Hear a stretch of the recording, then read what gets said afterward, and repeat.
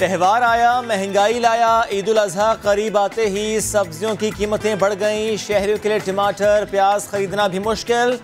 शहर की मंडियों का अहवाल बताएंगे कुछ देर बाद।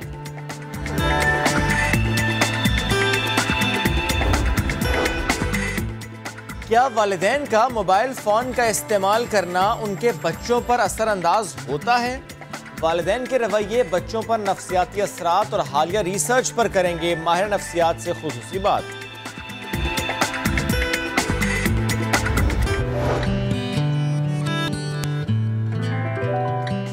अस्सलाम वालेकुम, गुड मॉर्निंग। आप देख रहे हैं नया दिन। मैं हूं आपके साथ मोहम्मद शुएब। प्रोग्राम का आगाज करते हैं। कोरोना स्टैट्स आपके सामने रखते हैं। मुल्क भर में अगर गुज़श्ता 24 घंटों की बात की जाए तो उसके स्टैट्स देखकर लगता यह है कि डाउनवर्ड ट्रेंड ही बरकरार है।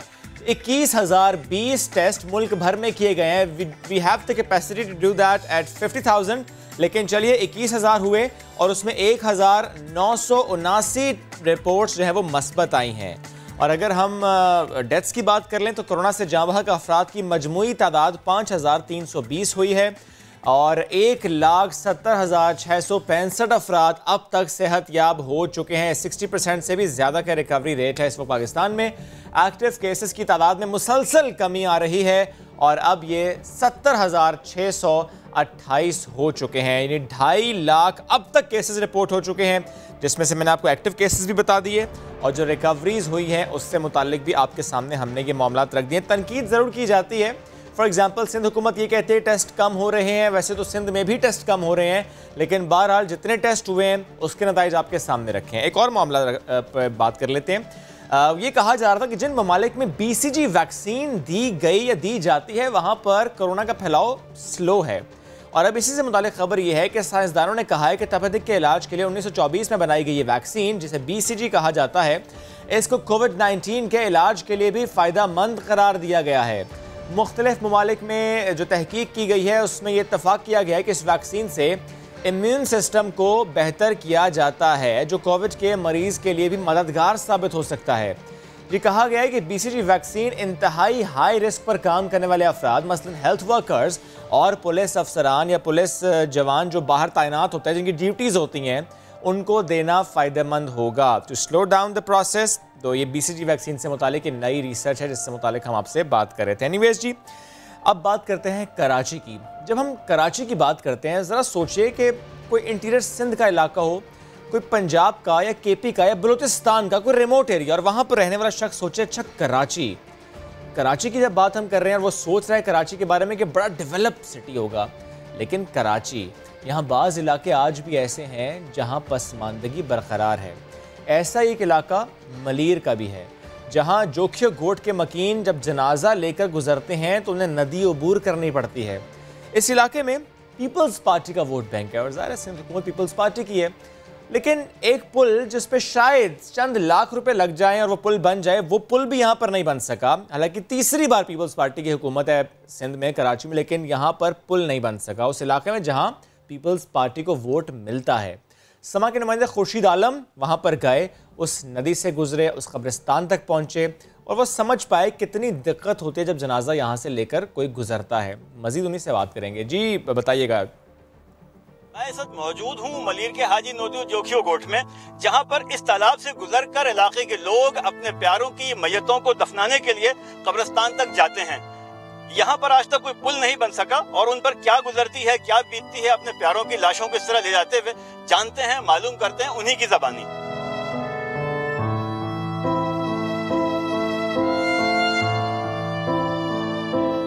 बस इतनी परेशानी कोई बात नहीं कर सकते। साजिद जोखियो साहब खुद आए थे, उसी ने बोला भाई कोई 10 दिन में मैं काम करा के दे। उसी को 10वां साल है, ना रास्ता ना पुल।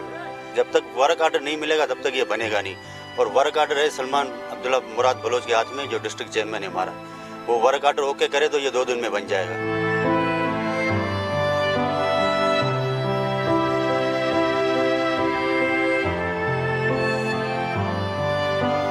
यहाँ से बहुत मुश्किल से हम निकलते हैं, बहुत मुश्किल है, रास्ता ही नहीं है, कोई रास्ता नहीं है। इधर हमारे पास कोई मैयत हो जाती है तो हमारे को ये नदी से बिल्कुल पानी से कभी कभी मैयत गिर भी जाती है। बहुत बंदे होते हैं वो मुश्किल से जो है ना हम इससे गुजर के इस कब्रिस्तान तक आते हैं। सरबराह को सारों को बोला था, ये सिर्फ आश्रय देते हैं, काम नहीं करते। इसी पानी में से लेके आते हैं मैयत। रोड यही है, कोई और नहीं है।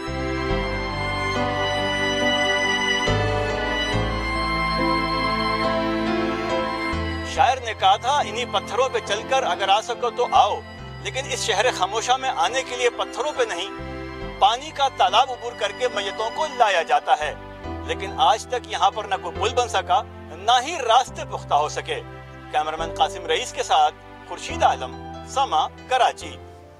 ये कराची के एक इलाके का मंजरनामा था, वहाँ के मसाइल थे। पूरे कराची वाले किन मसलों से दो चार है, उसमें एक मसला है कि इलेक्ट्रिक का। उसमें ज़ाहिर है बिजली का ना आना, बिल तो आता है और ज़्यादा आता है, और ये ओवर बिलिंग का अजाब कराची वाले क्यों भुगत रहे हैं, ये एक अहम सवाल है। और इससे मुताल्लिक के इलेक्ट्रिक के साबिक चेयरमैन ने कुछ कहा है, बल्कि इंकशाफात किए। उन्होंने कहा है कि के इलेक्ट्रिक कर्जों की अदायगी के लिए ओवर बिलिंग करता है।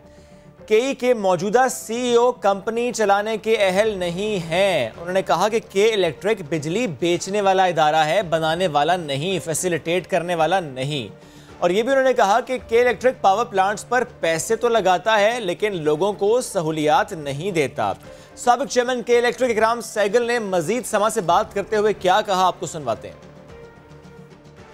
आप अपनी बिल जाके देखें ना, अभी क्यों आपकी बिल बढ़ गई है, ये एक्सेसिव बिलिंग क्यों हो रही है आपको? इसलिए हो रही है क्योंकि आपके पास आपके जो लोन्स हैं उसकी आपने इंटरेस्ट आपने वापस करनी है, उसकी प्रिंसिपल अमाउंट वापस करनी है। जब भी आप कोई पावर प्लांट वगैरह लगाते हैं तो आप समझें कि करीबन आप $1 मिलियन पर मेगावाट आप देते हैं, तो अगर आप 900 मेगावाट कर रहे हैं तो $700-800 मिलियन आप खर्च करेंगे, तो आप एक $1.5 बिलियन का डेट आप अपने पर चढ़ा रहे हैं, और पहले ही आपके पास काफ़ी कर्जा है।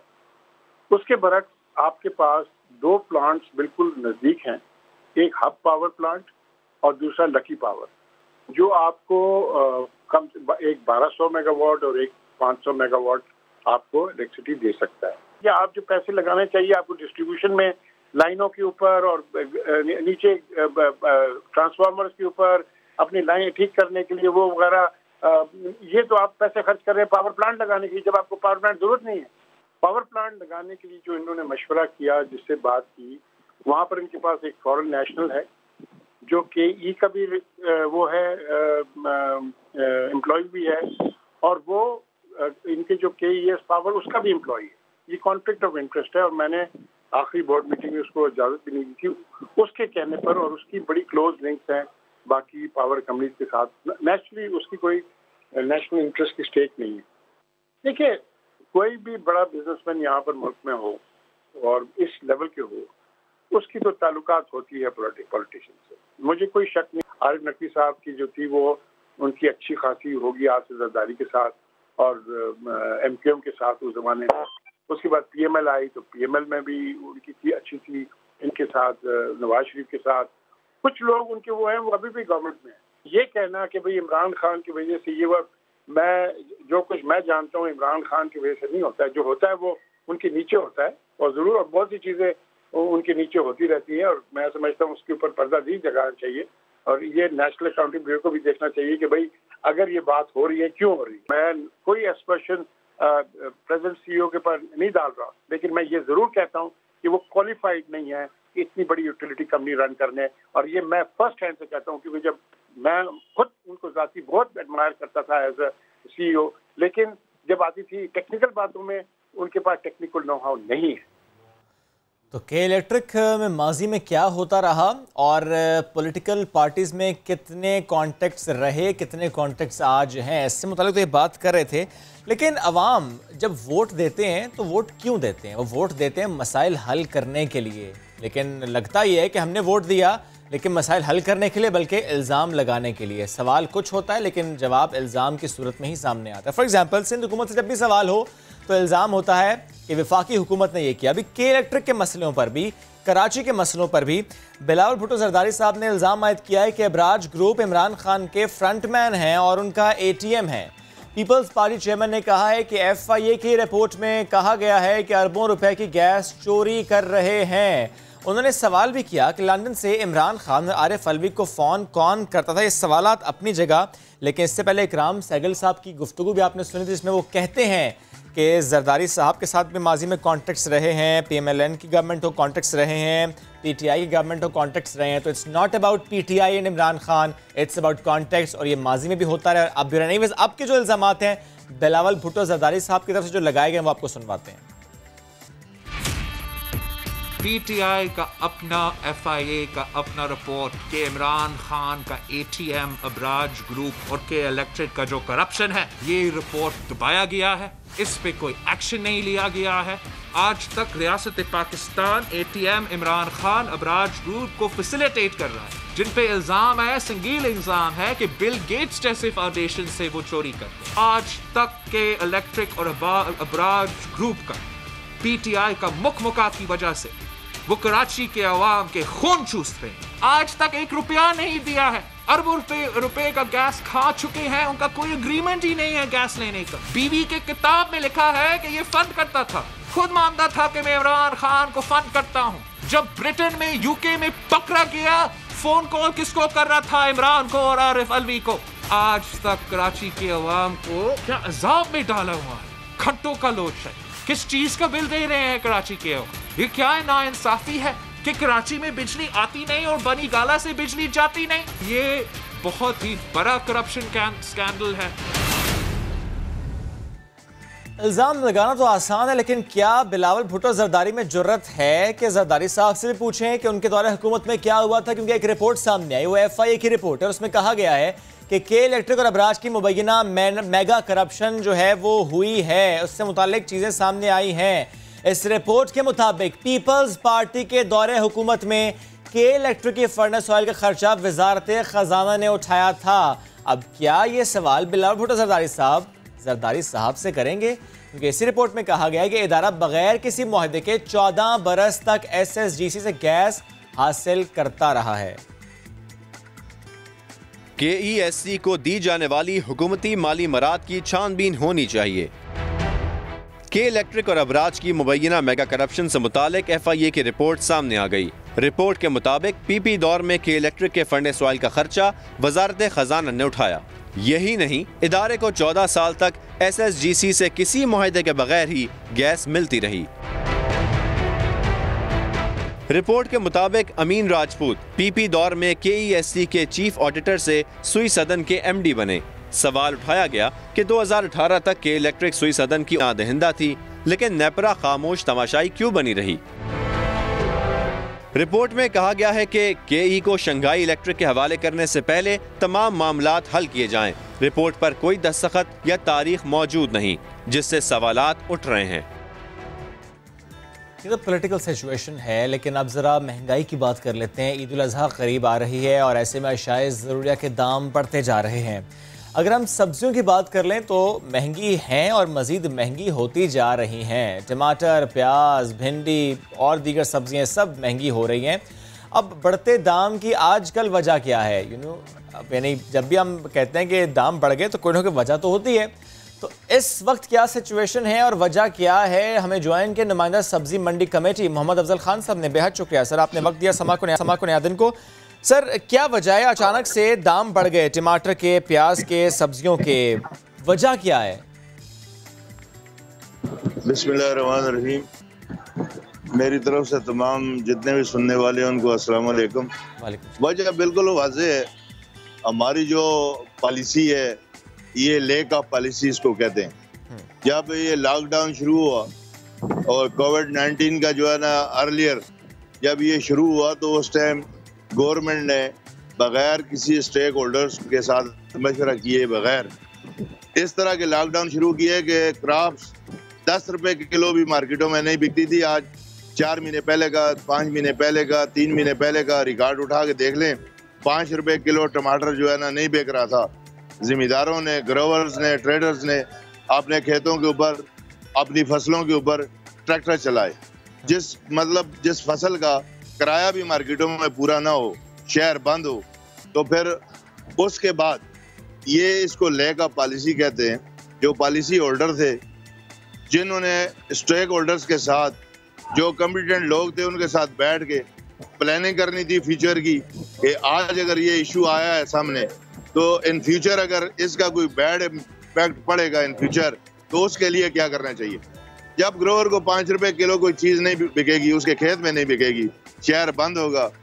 और पेराशेबल आइटम जो है ना किसी भी लॉकडाउन में नहीं होता। और आज भी ये अलमिया है कि आप देख लें, इस लॉकडाउन से शहर चल रहा है, लेकिन पुलिस 7 बजे के बाद 5 बजे के बाद लोगों को जो सब्जियां बेचते हैं, टमाटर बेचते हैं, आम बेचते हैं, आपको पता है इसमें मैक्सिमम किसी चीज़ की लाइफ होती है 20 घंटे, किसी की लाइफ होती है 15 घंटे। वो उसको उठा के जाके लॉकअप कर देते हैं, उसके बाद उनसे पैसे लेके उनको ही फिर छोड़ देते हैं, उनका टाइम ज़ाया करते हैं। जो चीज़ आज 5 बजे से रात 10 बजे तक बिकनी है, जब 5 बजे उसको ज़बरदस्ती बंद कराएंगे, दूसरे दिन वो सड़ी हुई होगी, ना वो बेचने के काबिल रहता है वो बंदा, वो गरीब आदमी है, और ना वो पीछे से खेत से माल आने के काबिल रहता है। तो उसके बाद नतीजा यही होता है कि जो टमाटर 300 रुपए किलो या 200 रुपए किलो बिकना चाहिए था, वो टमाटर खेतों पे ट्रैक्टर चलने से सब्जियां जो है ना लैप्स हो गई। अब सब्जियों की शॉर्टेज आ गई, गैप आ गया। आज जो है ना 1500 रुपए की पेटी बिक रही है टमाटर की। और ये सारा शख्साना जो है ना, इसकी तमाम तर जिम्मेदार वो लोग हैं जो रूलर हैं, जिन्होंने स्टेक होल्डर से कोई मशवरा नहीं किया कभी। सर 4 महीने तकरीबन हो गए, सर 4 महीने हो गए लॉकडाउन को। आप अगर सारा मलबा लॉकडाउन के टाइम पर डालते हैं तो उसका इम्पैक्ट आते आते 4 महीने लग गए। पॉलिसी मेकर पे, नॉट लॉकडाउन कोई ऐसा जो है ना फिनोमेना नहीं है। अच्छा, ये पॉलिसी मेकर, अगर स्टेक होल्डर को साथ बैठा के ये फैसला किया जाता, देखें ये इंडस्ट्रियल आइटम नहीं है, ये स्टोरेज नहीं होता है, इसकी लाइफ भी होती है 20 घंटे 24 घंटे। मेरा सवाल सर ये है कि जिसने सर इस्तेमाल करना था, जो रूटीन में जितना इस्तेमाल करता है फल और सब्जी, जाहिर है फर्क तो पड़ा होगा, मैं ये नहीं कहता फर्क नहीं पड़ा, लेकिन इस्तेमाल तो हुआ। जिसने जो पहले शाम को खरीदारी करता था उसने दिन में खरीदारी कर ली, जिस वक्त अलाउ किया गया लोगों ने खरीदारी कर ली। जो दुकानदार हैं जो सब्जी या फल बेचते हैं रेडी वाले, उनको दिन में तो नहीं रोका गया, रात में अगर किसी को रोका वो एक अलग मामला, दिन में रोका नहीं गया, दिन में बेचता रहा। फिर मसला कैसे हो, फिर आप कैसे कहते हैं सामान बिका नहीं या खराब हो गया, फिर कैसे हुआ ये?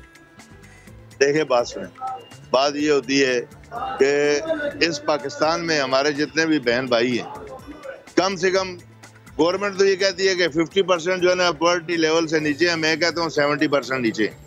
जब 70% लोग 80% लोग जॉबलेस हो गए, जो आदमी अपने घर में 1000 रुपये कमा के लाता था वो 600-700 रुपये खर्च करता था, 1 किलो 2 किलो टमाटर लेता था। लोग जाके राशन की लाइनों में लग गए, लोग बिगर हो गए, वो बेचारे सारे जॉबलेस हो गए। तो ये लामल्ला ये इम्पैक्ट जो है ना, इसका बैड इम्पैक्ट पेराशेबल पे पड़ता है। तो ये मुझे बताएं, जो इम्पैक्ट पड़ा है और अब पड़ रहा है, तो मजीद पड़ेगा ईद के आसपास और ईद के बाद चीजें और महंगी होंगी? देखिए मैंने आज से 4 महीने पहले, ये मई का गालिबन जो है ना बहुत सारे इंटरव्यू हैं टीवी पे, मैंने ये कहा था कि अगर गवर्नमेंट ने ये पॉलिसी स्टेक होल्डर के साथ बैठ के ना बनाई तो कम से कम 100 अरब रुपए का लॉस सिर्फ सिंध प्रोविंस में हमें एग्रीकल्चर ग्रोथ में होगा, जिसका आज रिजल्ट ये आपके सामने है। और मैंने ये भी कहा था कि 2 से 2.5 महीने बाद यही चीजें इतनी शॉर्टेज हो जाएंगी और फूड कंसर्न जो है ना वो हो जाएगा। इसलिए अगर स्टेक होल्डर को अनबोर्ड ना लिया गया, जिसका रिजल्ट आज आपके सामने है, आज भी 7:30 बजे मेरे भाई लॉकडाउन में पेराशेबल आइटम एग्जेम्प्ट है। गवर्नमेंट की पॉलिसी है, फेडरल गवर्नमेंट, प्राइम मिनिस्टर ये ऐलान करता है कि सब्जी, फ्रूट, दही, दूध, मेडिकल। अब आपकी पुलिस मोबाइल आती है 7 बजे जो है ना, सब्जी बेचने वाले को रेडी से उठा के ले जाती है। एसी साहब आते हैं, उनकी दुकान सील कर देते हैं। यार भाई, आप कोई अमेरिका में नहीं रहते हैं, आप पाकिस्तान में रहते हैं। आप अपने ग्राउंड रियलिटीज को देख के, अपनी आवाम को देख के तो ये सारे मामलात बेहतर किस तरह होंगे सर? कमिश्नर कराची से मुलाकात हो, कोई बात हो इससे मुतालिक? सर बात यह है कि हमने तो मुतअद्दिद दफा मीडिया के जरिए, आपके जरिए कमिश्नर कराची साहब को लेटर लिखे हैं, लेकिन शीशे के घरों में बैठी हुई ब्यूरोक्रेसी जो है ना, उसकी जो ठीक है, आप लोगों ने कोशिश की है, लेकिन इस पर बात हुई नहीं और बात होनी चाहिए। बेहद शुक्रिया सर, साथ मौजूद थे आप। आपने कहा कि पहले ही आप लोगों की तरफ से कह दिया गया था कि चीज़ें अगर ठीक ना हुई, दुरुस्त समत में ना गई, तो फिर महंगाई आएगी। और महंगाई की बात हम कर रहे हैं तो ओकाड़ा और फैसलाबाद की बात भी कर लेते हैं। पहले फैसलाबाद आपको लेकर चलते हैं कि वहां पर सब्जी मंडी में सिचुएशन क्या है, कितनी महंगाई हुई है। यूसुफ चीमा हमें इससे मुतालिक बताएंगे। महंगाई का बड़ा तूफान शुरू होने जा रहा है। फैसलाबाद में आइंदा चंद रोज में कौन कौन सी सब्जियां महंगी होने वाली हैं, आए आपको बताते हैं। प्याज है, अदरक है, लहसुन है, इन चीज़ों ने महंगा होना है। प्याज अब 50 रुपये किलो है, ईद के पास जाकर ये हो जाएगा 80-70 हो जाएगा। लहसुन अदरक है वो 300 रुपये किलो है, वो 400-400 हो जाएगा। 100 रुपया ऊपर किलो फी किलो मगर ऊपर हो जाएगा। टमाटर है अब 100 रुपये किलो है, 160 हो जाएगा। गोश्त तो आ जाते हैं लेकिन इसके डिमांड ज़्यादा होते हैं, इस वजह से लोग ज़्यादा मतलब महंगाई करते हैं। ये खुद ही लोग जिम्मेदार होते हैं। जब सस्ते होते तो वो स्टोरों में जमा करते, फिर जब ईद नज़दीक हो जाते तो वो रेट बढ़ा देते और अपने माल को निकाल लेते। इंतज़ामिया की नाअहली की वजह से है ना, ये सारे का सारा मसला हो रहा है। अगर वो चाहें तो ये काम कंट्रोल में कर सकते हैं। ये सिर्फ अपनी बद इंतज़ामिया की वजह से एक्शन नहीं हो रहा। जब ईद आती है ये अदरक, प्याज, लहसुन, प्याज, हरिया मिर्चा, टमाटर, हर चीज़ महंगी हो जाती है। ये इंतज़ामिया की गफलत है, इंतज़ामिया नोटिस नहीं ले रही। ईद कुर्बान की आमद के साथ ही टमाटर, अदरक, प्याज, लहसुन समेत वो सब्जियां जिनका इस्तेमाल गोश्त का सालन बनाने में होगा की कीमतों में 2 गुना इजाफा हो जाएगा, जिसकी बड़ी वजह ज़ख़ीरा अंदोज़ी होगी। ज़िला इंतज़ामिया को चाहिए कि इसमें अपना किरदार अदा करे। कैमरामैन रिजवान साबरी के साथ यूसुफ चीमा, समा, फैसलाबाद। और यही सूरत हाल है ओकाड़ा की, वहाँ पर भी सब्जियाँ महंगी हैं। किस सब्जी की कीमत क्या है ये बताएंगे जावेद सिकंदर। आज बिल्कुल मैं इस वक्त मौजूद हूँ काड़ा की सब्ज मंडी में। ईद उल अजहा से कबल ही महंगाई का जो दिन है वो बोतल से बाहर आ चुका है। यहाँ पे जितनी भी सब्जियाँ उनके रेट जो है वो बहुत ज़्यादा बढ़ चुके हैं, तो गरीब आवाम की पहुँच से ये सब्जियाँ भी जो है वो दूर होती जा रही है। तो गवर्नमेंट जो है वो इस चीज़ पर काबू पाएंगी तो वो इस चीज़ को ईद की अच्छी तरीके से मना सकेगी। अगर हम टमाटर की बात करें तो टमाटर जो 20 रुपये किलो में फ़रोख्त होता था वो अब 100 रुपये किलो में मिल रहा है। अगर हम भिंडी की बात करें तो भिंडी 30 रुपये किलो वाली 80 रुपये किलो तक जो पहुँची है। और अगर हम कद्दू की बात करें तो कद्दू जो है वो 20 रुपये किलो वाला 120 रुपये किलो तक मिला। और इसी तरह से बाकी जो चीज़ें हैं जैसे प्याज, उसके बाद लेमन जो है, उसके बाद अपना भिंडी जो है, उसके बाद करेले जो है, इस तरह से सारी जो एशिया नोच की जो एशिया है उन सब के रेट जो है वो बहुत ज़्यादा बढ़ चुके हैं। तो इस वजह से जब हमारी इंतजामिया से बात हुई तो इंतजामिया के अंदर कि हमने एक स्पेशल टीम जो है वो तश्कील दी हुई है, वो सब्जी मंडी का दौरा करेंगी। उसके बाद वो जो चीज़ें हमने जो रेट्स निकाले हैं गवर्नमेंट के हवाले से उस रेट्स पर जो है वो काबू करने की कोशिश जो है वो कर रही हैं। तो आवाम से जब हमारी ये बात हुई तो आवाम का कहना था कि महंगाई में हम पिस रहे हैं, गरीब आवाम की पहुंच से अब सब्जियां जो है वो भी दूर होती जा रही है क्योंकि सब्जियों में कीमतों में काफ़ी हद तक इजाफा हो चुका है। जी जावेद, आपने अपडेट किया। ये मंडी की सूरत हाल है, ऐसे में इंतज़ामिया को ज़रूर देखना चाहिए कि फिर कोल्ड स्टोरेज में क्या मामला है, कि क्या वहाँ पर इनफ सब्जियाँ और फल हैं, और अगर हैं तो फिर महंगाई क्यों। एनीवेज बढ़ते हैं आगे। इंडोनेशिया से खबर है जहाँ पर तूफान ने तबाही मचा दी। कई मील फी घंटा की रफ्तार से चलने वाली हवाओं और तूफानी बारिश के बाइस कई इमारतों को नुकसान पहुँचा। दरख्त उखड़ गए, बिजली के पोल गिर गए, घरों की छतें उड़ गईं। मुख्तलिफ इलाकों में बारिश के बाद सैलाब ने तबाही मचा दी। तो ये तो सिचुएशन है इंडोनेशिया में। चलिए आप बात करते हैं अमेरिकी फुटबॉलर की, और ख़बर यह है कि अमेरिकी फुटबॉलर ने बहादुरी की मिसाल कायम कर दी। सियाफाम फुटबॉलर ने आग से पहले तीसरी मंजिल से गिरने वाले कमसिन बच्चे को कैच करके जान बचाई उसकी।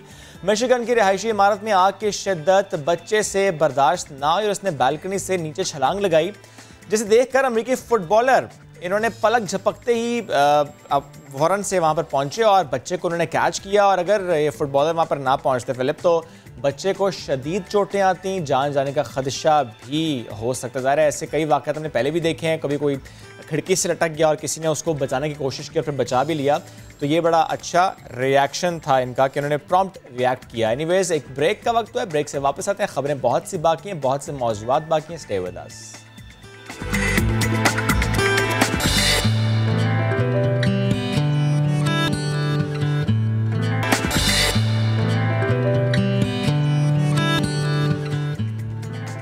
Welcome back. क्या आपने कभी पानी से भरे 2 ग्लासेस को पेंडुलम की तरह घुमाया है? Of course not. लेकिन आजकल सोशल मीडिया पर एक वीडियो वायरल हो रही है और जिसमें देखा जा सकता है कि एक शख्स है और पानी से भरे 2 ग्लास को पेंडुलम की तरह घुमा रहा है। बड़ा ज़बरदस्त ये मंजर है, आपको दिखाते भी हैं। क्या बात है। और एंड पर उन्होंने चेक भी कर लिया कि वाकई पानी है, वाकई है। तो ये तो शख्स ट्रेन है, do not try this at home, क्योंकि ट्रेनिंग बहुत ज़रूरी है। तो मतलब ट्रेनिंग की बात है, आप ब्रेक पर जाने से पहले जिन फुटबॉलर की हम बात कर रहे थे तो ये ज़रूर हमें कहना चाहिए कि उनकी ट्रेनिंग थी, वो ट्रेनिंग थी जो कि काम आई। ये फुटबॉलर थे और इन्होंने किस तरीके से एक 3 साल के बच्चे को बचाया। तीसरी मंजिल पर आग लगी और एक कमसिन बच्चा वहाँ से जूं ही गिरा, भागकर जा ही रहे थे उसे बचाने के लिए, फ़ौरन पहुँच के कैच किया और फिर उसे लेकर जा रहे हैं हॉस्पिटल की तरफ भागे। और बहुत इनको अप्रिशिएट किया जा रहा है क्योंकि जिस इमारत की तीसरी मंजिल पर आग लगी तो वहाँ पर ज़ाहिर है लोग मौजूद थे, बच्चा था और बच्चे ने नीचे छलांग लगाई, जिसे देख कर अब जो अमरीकी फुटबॉलर फिलिप ब्लैंक्स वहाँ पर मौजूद थे वो फ़ौरन से वहाँ पर पहुँचे, उन्होंने कैच किया और फिर वहाँ से बच्चे को लेकर चले गए। अगर वो ना कैच करते, ना पहुँचते तो ज़ाहिर है तीसरी मंजिल से बच्चे का गिरना, एक हार्ड सरफेस पर चोटें तो आती आती जान जाने का भी खदशा हो सकता था। एनीवेज जी, बढ़ते हैं आगे। NCOC गुज़श्ता रोज़ का इजलास, इसमें एक अहम बात ये हुई कि जो मवेशी मंडियाँ हैं उनके औकात कार मुकर्रर होंगे। पहली बार ऐसे हो रहा है कि औकात कार मुकर्रर हुए हैं। सुबह 6 से शाम 7 बजे तक अब एक टाइम तय किया गया कि मंडी इस वक्त लगेगी, ना इससे पहले ना इसके बाद। ये जो रातों की रौनकें हैं वो मांद पड़ जाएंगी। ईद उल अज़हा की नमाज के लिए ईद उल फितर के प्लान को फॉलो किया जाएगा। मवेशी मंडियों के दाखिली रास्तों पर स्क्रीनिंग की जाएगी। मुल्क भर में 700 मवेशी मंडियाँ कायम की गई और इनमें मज़ीद इजाफा भी किया जाएगा। देहात हो या शहर, इनके दरमियान मवेशी और अफराद के नकलो हरकत से कोरोना फैलने का खदशा है। इसी सिलसिले में कुछ SOPs हैं जो कि मुकर्रर की गई हैं, जिसमें एक बात ये स्क्रीनिंग से मुताल्लिक थी जो कि हमने आपके सामने गुज़श्ता रोज़ हमने बात की थी कराची की मवेशी मंडी से मुताल्लिक भी कि वहाँ पर SOPs उस तरीके से फॉलो तो नहीं हो रही, बट एनीवेज़ वो भी कोशिश कर रहे हैं और ये कुछ कोशिश हमें ख़ुद भी करनी है। चलिए बढ़ते हैं आगे। मुस्तहकीन, इनके लिए ईद उल अज़हा पर कुर्बानी की क्या तैयारी है? कराची में समाजी इदारा मुखैर हजरात के ताउन से कुर्बानी के लिए मवेशी जो है वो इस वक्त जमा हो रहे हैं। मवेशी मंडी से एक वहाँ पर लग गई है, वहाँ पर ऊँट भी हैं, वहाँ पर बछड़ा भी है, वहाँ पर बकरे भी हैं, वहाँ पर दुम्बे भी हैं, वहाँ पर 2 कोहान वाला ऊँट भी है और इस वक्त और भी परचेजिंग हो रही है। तो हमने सोचा इससे मुतालिक बात करें कि कितनी तैयारी हो चुकी है, कितनी तैयारी बाकी है और ईद पर जो कुर्बानी का गोश्त है वो किस तरह मुस्तहकीन तक पहुँचेगा। तो मैं ज्वाइन किया ज़फ़र अब्बास साहब ने, सरवर JDC हैं, समाजी कारकुन। ज़फ़र भाई बेहद शुक्रिया आप साथ मौजूद हैं हमारे। और आपकी तरफ जाने से पहले, आपसे सवाल करने से पहले इस वक्त हम कुछ मनाजिर भी दिखा रहे हैं, ये भी थोड़ा सा एलेबोरेट करते हैं कि देखिए कितने खूबसूरत जानवर यहाँ पर इकट्ठे किए जा रहे हैं और फिर कुर्बानी के दिन जब कुर्बानी होगी उसके बाद इनका गोश्त पैकेट्स में या बॉक्सेस में बना के और वो मुस्तहकीन तक पहुँचाया जाएगा। ज़फ़र भाई इनके साथ मौजूद हैं। ज़फ़र भाई थोड़ा सा बताइएगा कि ज़ाहिर तैयारियाँ आप लोग शुरू कर देते हैं, अभी कुछ वक्त बाकी है, कितनी तैयारी हो चुकी, कितने मवेशी ख़रीदे जा चुके हैं और जो ख़रीदे हैं कितने आप लोगों ने खुद ख़रीदे और कितने आप लोगों को अतिया किए गए हैं? अस्सलाम वालेकुम। देखें, इस वक्त ऊँट ख़रीदे जा रहे हैं, गाय, भैंसे, बकरे, दुम्बे, ये सब ख़रीदे जा रहे हैं। इसके अंदर जो 2 कोहान वाला ऊँट है ये हमको डोनेट किया है सुरमा वाले जो हैं उन्होंने, शाहिद साहब ने। इसी तरह से जो ये सिब्बी का विनर है 2020 का, ये जो बड़ा वाला बैल दिया गया है, मंडी का सबसे बड़ा बैल जो है, ये हमें दिया है इरफान वाहिद साहब ने, GFS बिल्डर ने। इसी तरह बाकी जो जानवर हैं सब अपने अपने हिसाब से लोग डोनेट कर रहे हैं। अंदरून बैरून मुल्क मुकीम पाकिस्तानी जो पैसा भेजते हैं उससे ऊँटों की ख़रीदारी जारी है। हमारी टीमें इस वक्त कौंसा शरीफ में, क्योंकि आज वहाँ पर सफ़ेद ऊँटों की मंडी लगती है, मेला लगता है, तो वहाँ से वो 20-25 ऊँट खरीद के लाएंगे। तो इस वक्त JDC पिछले 10 सालों से जो कुर्बानी कर रही है ऊँटों की, ये मैं समझता हूँ दुनिया में शायद सबसे बड़ी कुर्बानी होती है। उसके अलावा यहाँ दर्जनों गाय, बैल, भैंसे, बकरे, दुम्बे मौजूद होते हैं और हर जानवर जो है वो अपनी नौइयत का खूबसूरत होता है, क्योंकि ऐसा नहीं है कि अगर गरीबों के लिए गोश्त है सारा, क्योंकि हमारी कोशिश होती है कि 5 किलो 4 किलो के पैकेट बना के किसी गरीब के घर पे पहुंचाया जाए। और जिस बस्ती में भी हम जाते हैं या वो जितनी टीमें या जैसे जिना के सिपाही या जो NGOs हमारे साथ शामिल होती हैं, हम उनको पाबंद करते हैं कि आप जिस बस्ती में जाएंगे हर घर में आप देंगे, ताकि कोई रह ना जाए। और जिसके घर पे भी देते हैं 5 किलो 4 किलो का पैकेट, ताकि उसके बच्चे 2 दिन 3 दिन, उनको भी तो मालूम हो ना बिरयानी में गोश्त डलता है, कुरमे में गोश्त डलता है, ये डिशेस क्या होती हैं और जो उनका हक़ है उन तक पहुँचे। तो इस पर काम कर रहे हैं और मैं समझता हूँ हर जानवर अपनी जगह एक खूबसूरती रखता है और देने वाले भी इस चीज़ का ख्याल रख रहे हैं और वो अपनी हैसियत के हिसाब से अच्छी चीज़ें यहाँ पर डोनेट करते हैं। बिल्कुल ज़फ़र भाई, इस वक्त जो सिचुएशन है कि ज़ाहिर इकोनॉमिक क्रंच है, लेकिन फिर भी लोग बढ़ चढ़ कर साथ दे रहे हैं, आपका जानवर अतिया कर रहे हैं, बड़े खूबसूरत जानवर।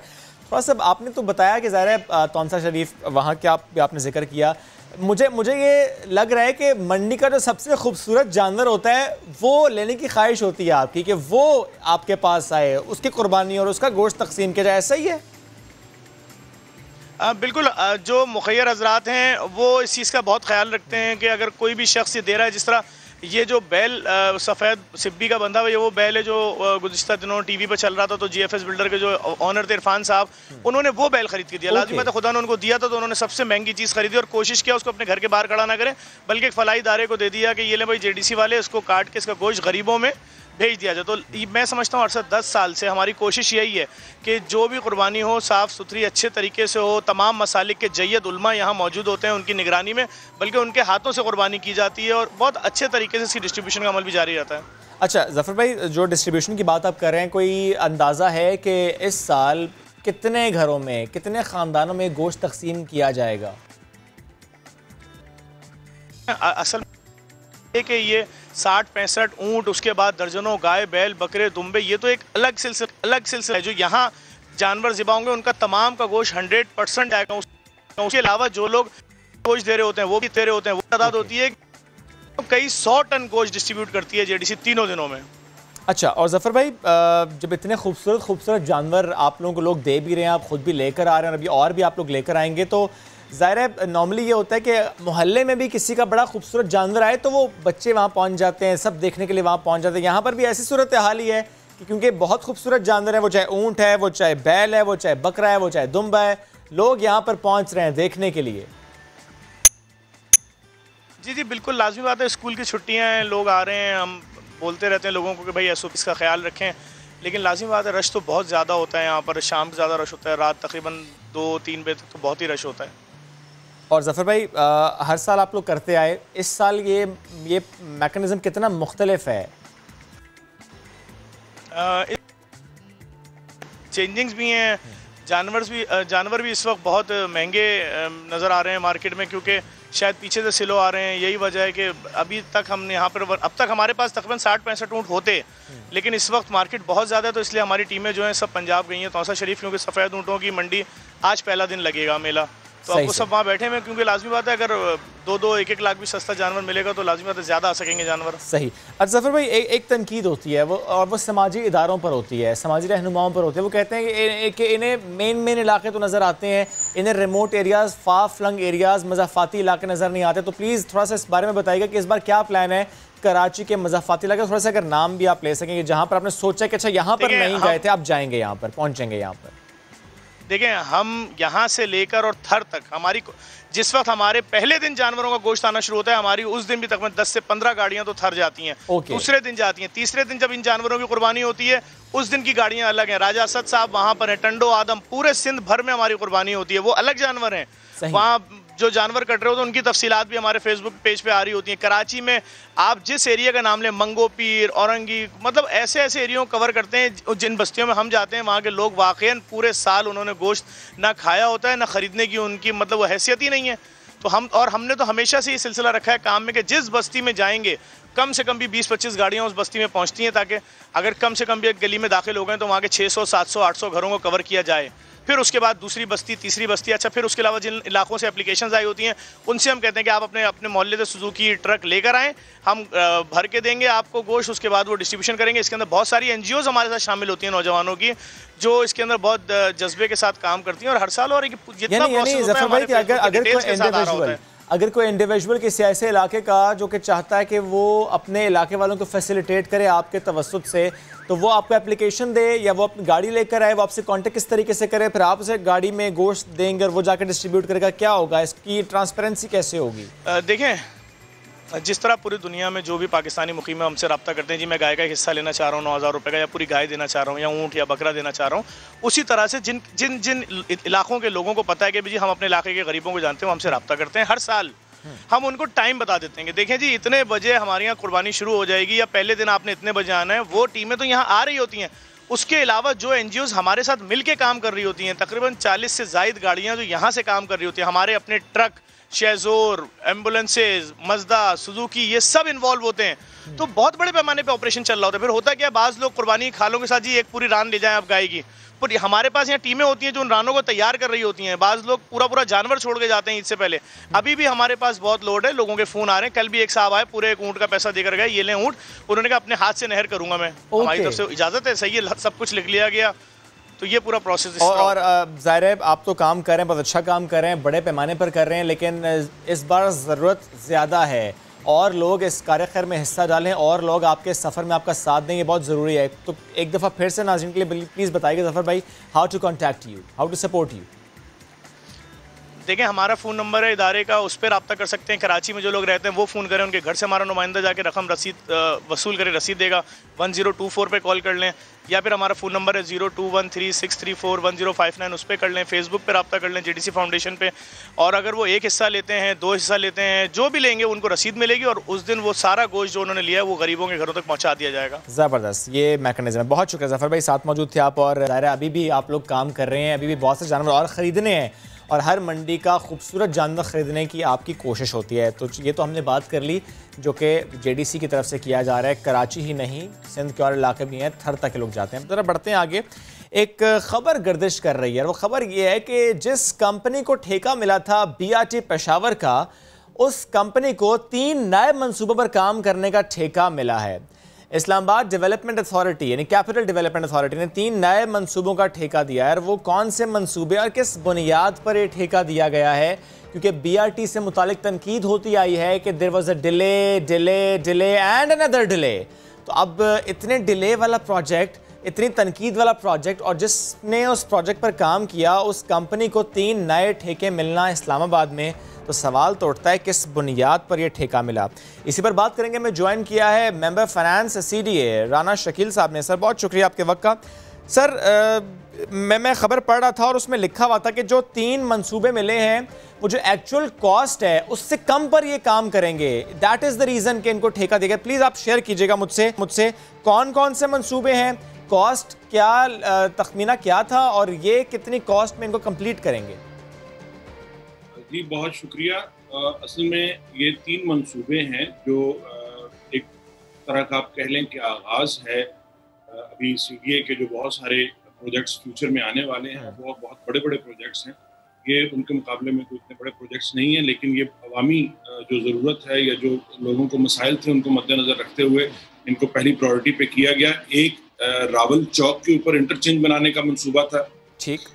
एक है जो इस्लामाबाद हाईवे के ऊपर 2 जगह जहाँ चौक होती हैं, कोरिंग ब्रिज के ऊपर और उसके साथ उसकी एक्सेस रोड है 1.5 किलोमीटर की, और तीसरा है PWD का इंटरचेंज। और इसमें जैसे आप बता रहे हैं, असल में गवर्नमेंट का एक तरीकाकार है, प्रोसीजर है। हुकूमत के जितने भी डिपार्टमेंट्स हैं जो वर्क्स को डील करते हैं, चाहे वो NHA है, चाहे वो पाक PWD है या CDA है या कोई भी और डिपार्टमेंट है, पब्लिक प्रोक्योरमेंट के लिए गवर्नमेंट ने रूल्स मुतय्यन किए हुए हैं और हमने उन रूल्स के मुताबिक चलना होता है। और उस रूल्स के अंदर एक ओपन कंपटीशन होता है। जो मुख्तलिफ फर्म्स जो होती हैं वो उसके अंदर सबसे पहले अपने क्रेडेंशियल्स देती हैं। उन क्रेडेंशियल्स की बेसिस के ऊपर उनको प्री क्वालिफाई किया जाता है। फिर उसके साथ ही उन्होंने अपनी फाइनेंशियल बिड दी होती है, लेकिन वो फाइनेंशियल बिड बाद में खोली जाती है जब उनकी प्री क्वालिफिकेशन हो जाती है। तो फिर जो प्री क्वालिफाइड फर्म्स होती हैं उनकी फाइनेंशियल बिड खोली जाती है। तो वो फर्में जो उस मयार पर पूरा उतरती हैं काम करने के, उनकी फाइनेंशियल बिड के हिसाब से जिसकी बिड सबसे कम होती है उसको ठेका अवार्ड किया जाता है। कितनी फर्म्स ने बिड दी थी इसमें? जी जो एक PWD वाला इंटरचेंज है उसके अंदर 5 फर्म्स प्री क्वालिफाई हुई थी। ठीक। जो कोरंग ब्रिज वाला है उसके अंदर 4 फर्म्स प्री क्वालिफाई हुई थी और रावल चौक वाले में 3 फर्म्स प्री क्वालिफाई हुई। ठीक। कोरंग ब्रिज की जो बात करें, मैं सही समझ रहा हूँ बनी गाला जाने का रास्ता इमरान खान साहब के घर का रास्ता या दूसरा है? ये इधर इस्लामाबाद हाईवे के ऊपर, ये इस्लामाबाद हाईवे के ऊपर जहाँ ट्रैफिक चौक होती है। ठीक। कोरंग रिवर के ऊपर। अच्छा सर, ये बताइएगा कि ये जो जिस कंपनी को मिला है, ज़ाहिर है इस पर तनकीद इसलिए हुई कि BRT से मुतालिक तनकीद होती है कि बहुत डिले होता आया उस मंसूबे पर। उसमें तो देखते वो जब उसका ऑडिट होगा तो उसका पता चलेगा कि उसके अंदर डिले की रीजंस क्या थी, क्या कॉन्ट्रैक्ट। ठीक है, लेकिन सर आप ज़ाहिर है इस कंपनी ने क्वालिफाई किया, तो मैं जानना चाह रहा हूँ इस कंपनी ने जो क्वालिफाई किया तो माजी में कौन से बड़े प्रोजेक्ट्स किए हैं इस कंपनी ने? अगर आप इस्लामाबाद की बात करें तो 0 पॉइंट वाला प्रोजेक्ट इस कंपनी ने किया है। कश्मीर हाईवे का प्रोजेक्ट इस कंपनी ने किया है। लाहौर में अभी फिरदौस मार्केट वाला प्रोजेक्ट भी इस कंपनी के पास है। फिर जो ऑरेंज ट्रेन वाला में भी ये कॉन्ट्रैक्टर्स थे। तो ये ऐसा नहीं है, ये सारी कंपनीज बड़ी कंपनीज थी और ये बड़े थोड़े थोड़े मार्जिन से इनका रेट का डिफरेंस आया, बल्कि तीनों प्रोजेक्ट्स में जो हमारी एस्टिमेशन थी उससे रेट काफी कम आया है। यही पूछने वाला हूँ सर, आपका एस्टिमेट कुछ था लेकिन ये उससे कम पे बना कर दे रहे हैं, कितना कम? तीनों का अगर आप मिला के मुझे बताएं कि आपका एस्टिमेट इतना था और इस कंपनी को जो ठेका मिला तो वो इतने पैसे बच जाएंगे। रावल चौक वाला इंटरचेंज है वो हमारा एस्टिमेट तकरीबन 1246 मिलियन का था, तो जो लोएस्ट बिड आई है वो 1117 मिलियन की आई, ठीक, और सेकंड लोएस्ट 1133 मिलियन की है और थर्ड लोएस्ट 1248 मिलियन की है। इसी तरह कोरंग ब्रिज वाला वो हमारा एस्टिमेट 741 मिलियन का था, जो लोएस्ट बिड आई है वो 628 मिलियन की है और सेकंड लोएस्ट 638 मिलियन की है और थर्ड लोएस्ट 695 मिलियन की है। ठीक, तीनों बिड्स जो है वो हमारे एस्टिमेट से कम है। ग्रेट। लास्टली क्योंकि इस पर तुमने बात कर ली, पीडब्ल्यूडी में हमारा एस्टिमेट 508 मिलियन का था। ओके, जो लोएस्ट बिड आई है वो 420.5 मिलियन की है और सेकंड लोएस्ट 427 मिलियन की। अच्छा, इसमें एक और बड़ी मजे की बात है कि इन तीनों कॉन्ट्रैक्ट्स के अंदर सेकंड लोएस्ट जो फर्म आ रही है वो भी सेम है। तो अगर किसी वजह से फर्स्ट लोएस्ट डिस्क्वालीफाई होती या ना इसको ठेका दिया जाता तो फिर भी तीनों ठेके जो थे वो एक ही फर्म को जाने थे जो सेकंड लोएस्ट। सर नॉर्मली भी ऐसा ही होता है, एक ही फर्म इतनी बिड्स दे दे? देखिए हो सकता है, देखिए जब एक एक्टिविटी चल रही है और इनको पता है कि अब हमने इस साल के अंदर हमने बहुत सारे डेवलपमेंट प्रोजेक्ट्स करने हैं, ये तो अभी मैंने जैसे बताया कि दिस इज जस्ट स्टार्ट। इस कंपनी के अलावा जो कंपनीज थी सर, क्या उन्होंने भी इस तरह एक से ज्यादा बिड दी थी या सिर्फ यही वो कंपनी थी जिसने? जी, बिल्कुल मैंने दी थी। जी मैंने वो बताया कि जिसमें अंदर ZKB है या NLC है, ठीक है, या मार्क्सन है या ये सब हबीब कंस्ट्रक्शन है, इन सब कॉन्ट्रैक्ट्स के अंदर। और ये बड़ा अच्छा सर आपने किया कि आपने ये बता दिया कि और बहुत से प्रोजेक्ट्स हैं जो कि इस कंपनी ने किए हैं, जिसमें 0 पॉइंट ज़ाहिर है एक बड़ा मेजर प्रोजेक्ट था जो कि इन्होंने किया है, और भी और प्रोजेक्ट्स हैं। सिर्फ अगर हम BRT की तनकीद साइड पर रख दें तो इनके बैगेज में और बहुत से प्रोजेक्ट्स हैं। कोई नई कंपनी नहीं है, कोई एक प्रोजेक्ट नहीं किया इस कंपनी ने, और भी प्रोजेक्ट्स इन्होंने किए। दैट इज द रीजन कि इनको ये, या जब तक किसी कंपनी के खिलाफ कोई इन्वेस्टिगेशन नहीं होती, जाहिर है बाहर नहीं करता, ठीक, उस वक्त तक आप रोक नहीं सकते। और वो एक ओपन कंपटीशन में आ रहे हैं, पब्लिक कंपटीशन में आ रहे हैं, तो अगर पब्लिक कंपटीशन में एक कंपनी आके विन करती है तो हमारे पास और जाहिर इसमें एक अहम पॉइंट ये भी है कि जो आपका एस्टिमेट था उससे कम पर ये बना कर देंगे, तो ये बहुत अच्छी बात है। इसके दौरान हमें कोई कंप्लेंट नहीं मिली, सबसे बड़ी बात। ठीक, ग्रेट, अल्लाह करे आगे भी कंप्लेंट ना मिले सर, ये प्रोजेक्ट अपने मुकम्मल भी हो, BRT की तरह जो डिले है वो बिल्कुल किसी प्रोजेक्ट में ना हो। एनीवेज उसकी तहकीकात होनी चाहिए। राना शकील साहब बैठ चुके हैं, साथ मौजूद थे आप और इससे मुतालिक हमसे कर रहे थे। एक ब्रेक लेते हैं, वापस आते हैं, स्टे विद अस।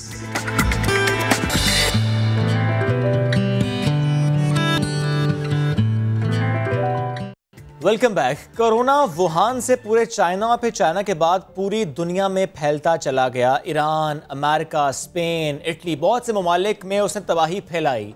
लेकिन इस वक्त यानी जुलाई में कोरोना की सिचुएशन पूरी दुनिया में क्या है, इससे मुतालिक हमें बताएंगे फवाद ज़ैदी।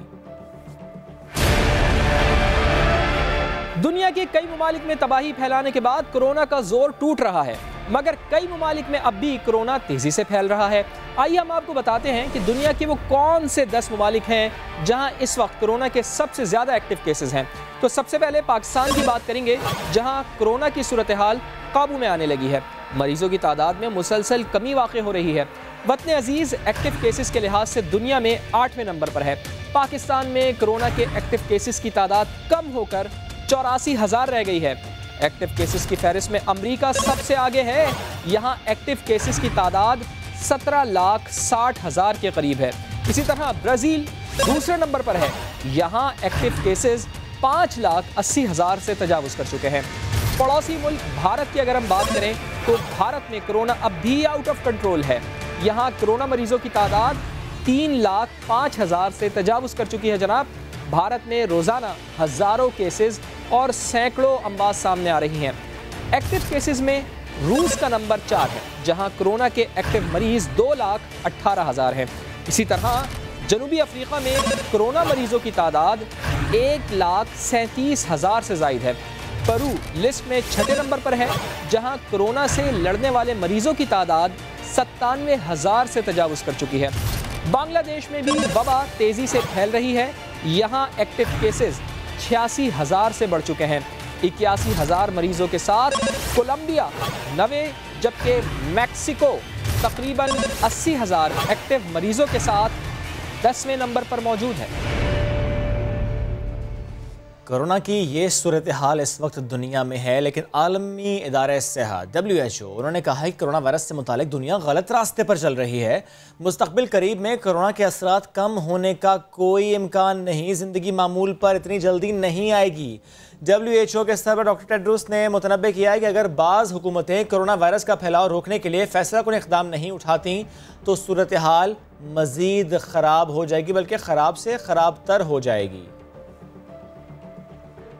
एक नई तहकीक, बरतानवी साइंसदानों की तहकीक है, इसमें बताया गया है कि कोरोना वायरस का शिकार अफराद, इनमें वायरस के खिलाफ जो पैदा होने वाली क़ुव्वत मुदाफ़त होती है वो सिर्फ चंद माह बरकरार रहती है, यानी एंटीबॉडीज़ इसकी सतह चंद माह बाद बहुत कम रह जाती है। कोरोना के शिकार मरीज़ों पर तहकीक से ये बात मालूम हुई है कि इन मरीज़ों में कुछ हफ्तों के दौरान 60% बनने वाली एंटीबॉडीज़ की सतह 3 माह बाद सिर्फ 16.7% तक रह गई और कुछ मरीजों में एंटीबॉडीज़ बिल्कुल ही ख़त्म हो गई। साइंसदानों ने इस बात की वजाहत नहीं की कि आया एंटीबॉडीज़ या क़ुव्वत मुदाफ़त की कमी मरीज़ को कोरोना वायरस का दोबारा शिकार कर सकती है या नहीं, क्योंकि ज़ाहिर है यही कहा जाता है कि एंटीबॉडीज़ हों तो उससे आप किसी दूसरे मरीज़ की जान भी बचा सकते हैं और आपको दोबारा वो वायरस मुतासिर नहीं करता। तो इससे मुताल्लिक़ रिसर्च थी जो कि हमने आपके सामने शेयर कर दी। चलिए जी, अब ज़रा पॉलिटिकल सिचुएशन एक बार फिर इसकी बात कर लेते हैं, क्योंकि हमने पिछले चंद रोज़ से देखा इल्ज़ाम तराशियाँ और बल्कि कहना ये चाहिए कि मनाजरे के नए नए चैलेंजेस अब सामने आ रहे हैं। क्योंकि कल हमने सईद गनी साहब से बात की तो उन्होंने भी कहा कि मैं मनाजरे का चैलेंज देता हूँ गवर्नर सिंध को। हम देखते हैं मुराद सईद साहब, वो कहते हैं मैं बिलावल भुट्टो ज़रदारी को मनाजरे का चैलेंज देता हूँ। तो ये मनाजरे के चैलेंज ये पहले भी थे, लेकिन अब थोड़े ज़्यादा होना शुरू हो गए हैं। क्या ये मसाइल का हल है? क्योंकि कोरोना के सिचुएशन में जो इकोनॉमिक सिचुएशन है, ऐसे टाइम पर अगर हम बैशिंग करेंगे, अगर हम सिर्फ इल्ज़ाम दर इल्ज़ाम की सियासत करेंगे तो फिर पाकिस्तान किस तरफ को जाएगा, ये एक अहम सवाल है। ये सवाल पाकिस्तान की आवाम का है। इसी पर बात करेंगे। पीपल्स पार्टी की रहनुमा शर्मिला फारूकी साहबा ने हमें ज्वाइन किया। शर्मिला साहबा, गुड मॉर्निंग, बहुत शुक्रिया नया दिन को आपने वक्त दिया। शर्मिला साहिबा, यू सेटिस्फाइड विद दैट कि हम जब भी किसी से सवाल करते हैं और इल्ज़ाम का जवाब लेते हैं तो मनाजरे की बात होती है, मनाजरे का चैलेंज दिया जाता है, क्या ये मसाइल का हल है? जी शुएब, बहुत शुक्रिया and good morning to you and your viewers also. देखिए, बात पता है क्या है कि हो ये रहा है कि शिकवा और जवाब शिकवा की एक तवील एक फहरिस्त जारी हो रही है। वफाक की जानिब से मुसलसल गलत बयानी और गैर जिम्मेदाराना स्टेटमेंट सामने आ रहे हैं। अब मसला ये है कि अगर वफाक जो है अपनी पूरी तवज्जो का मरकज़ हुकूमत सिंध को बनाएगा या पीपल्स पार्टी की लीडरशिप को बनाएगा, उनको टारगेट करना, उनको मलाइन करना, उनको डिफेम करना, तो जाहिरी बात है कि फिर यही होगा कि वो अपनी जो कारकर्दगी है उसकी तरफ तवज्जो नहीं दे पाएंगे, जो कि हो रहा है। आपने देखा कि 2-3 रोज पहले इमरान खान साहब ने बतौर वजीर आजम अपनी ही काबीना के वज़रा की बात पुश की और उनको कहा कि भाई परफॉर्म करें वरना घर चले जाएं। अब हम चाहते हैं कि देखें, आपके ऊपर एक बहुत भारी जिम्मेदारी है। आप वफाक में बैठे हैं, आप आवाम को रिलीफ दें, बिलखुसूस आज के मौजूदा हालात में जहाँ पर कोरोना वायरस के जो ट्रैजेक्टरी है वो बढ़ती चली जा रही है। 6,000 से ज़ायद सिर्फ आपके हेल्थ प्रोफेशनल्स जो हैं वो इन्फेक्ट हो गए हैं। सही। उसके अलावा 2.5 लाख से ज़्यादा लोगों की इन्फेक्शन है, लोगों की अमवात हो रही है। लोग आपकी तरफ देख रहे हैं, चाह रहे हैं कि कोई पॉजिटिव मैसेज आए, कोई एक नेशनल नैरेटिव स्ट्रेटजी डेवलप हो, लेकिन उसकी तरफ तवज्जो इनकी नहीं है। इनकी तवज्जो और इनकी पूरी एफर्ट इस तरफ है कि किसी न किसी तरीके से ये पीपल्स पार्टी की लीडरशिप सिंध हुकूमत को टारगेट करें और सिंध हुकूमत जो काम कर रही है आवाम की खिदमत के लिए उससे उनकी तवज्जो हटाएं। इसमें बेहतर ये होगा कि एक बार ये बैठ के मनाजरा कर लें आमने सामने, गिला शिकवा जवाब शिकवा जो भी है, ताकि दूध का दूध पानी का पानी हो जाए। आप इल्जामात की वो चार्ट लगाते हैं, हम यहाँ से जवाब देते हैं, एक दफा आमने सामने बैठ जाए, बात खत्म हो जाए। उसके बाद सब अपने अपने काम अच्छा शर्मिला साहिबा, कुछ नए इल्ज़ाम भी सरफेस पर आए, जैसे कि मुराद सईद साहब ने एक इल्ज़ाम आयद किया। उन्होंने कहा कि करोड़ों का भत्ता जरदारी साहब को जाता था। आपको नहीं लगता कि इस पर तो पूछना चाहिए कि जो इल्ज़ाम लगाया इस पर क्या सब्सटैंशियल कंटेंट है उनके पास? देखिए, यही तो मैं आपसे कह रही हूँ कि मेरी अर्ज ये है कि इस किस्म की मलेशियस प्रोपेगेंडा करना पीपल्स पार्टी की लीडरशिप के ऊपर, और ऐसे वक्त में जब आवाम आपसे सुनना चाहती है कि आप इस कोरोना वायरस की वबा से को बचाने के लिए क्या इकदाम उठा रहे हैं। आवाम सुनना चाहती है कि जनाब वैक्सीनेशन का क्या हो रहा है। आवाम सुनना चाहती है कि जो उनका रोजगार खत्म हो गया है उसके लिए आप क्या रिलीफ दे रहे हैं। आवाम सुनना चाहती है जो फसलें तबाह हो गई हैं उसके लिए आप क्या रिलीफ दे रहे हैं। आवाम सुनना चाहती है कि आटा कब मिलेगा, चीनी सस्ती कब मिलेगी, अद्वियात कब मिलेंगी, पेट्रोल कब मिलेगा। लेकिन इस पे तो बात ही नहीं करते वफाक। वो समझ रहे हैं कि वो आज भी ऑपोजिशन के अंदर बैठे हैं, कंटेनर के ऊपर हैं और एक इल्जामात की बौछार है। सबसे पहले तो मैं मुराद सईद साहब को ये कहूंगी कि जनाब अजमल वजीर साहब जो पकड़े गए हैं भत्ता लेते हुए, ये भत्ता ही है ना जो एडवर्टाइजमेंट की मान। लेकिन चले शमीला साहब, उस पर तो अभी तहकीकात हो रही हैं क्योंकि साकिब भट्ट साहब का बयान भी सामने आ गया था। तो आवाम को बताएं कि क्या तहकीकात हो रही है। और अब तक नैब ने कॉग्निजेंस ले लेना चाहिए था। अब तक तो बहुत सारी चीजें हो जानी थी। प्राइम मिनिस्टर साहब को नोटिस देना चाहिए था और प्राइम मिनिस्टर साहब को बात पुश करनी चाहिए थी। हम तो अपने वजीर आजम साहब की तरफ देखते हैं जो हमेशा इंसाफ की बात करते थे, जिनकी तहरीक ही इंसाफ के ऊपर मबनी है कि ये इंसाफ मिलेगा, करप्शन का खात्मा होगा। अभी कल ही मैं हेडलाइंस पढ़ रही थी सुबह अखबार के अंदर और उसमें शिबली फराज जो हमारे बहुत ही मोतबर वजीर इत्तलात और नशरियात हैं, उनके वालिद साहब की तो मैं बहुत बड़ी फैन हूँ। मतलब मैं रोज रात सोने से पहले अहमद फराज की अगर शायरी ना पढ़ूं तो मुझे नींद नहीं आती। लेकिन उन्होंने क्या कहा, उन्होंने कहा कि जनाब आइए अपना काला धन सफेद करें।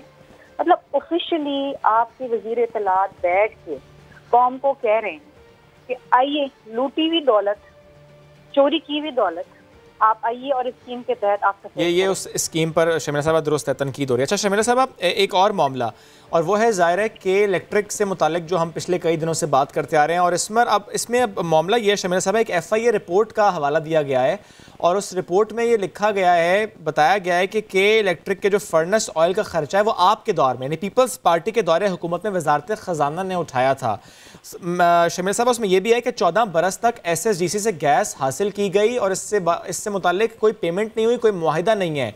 इस बात में सदाकत है?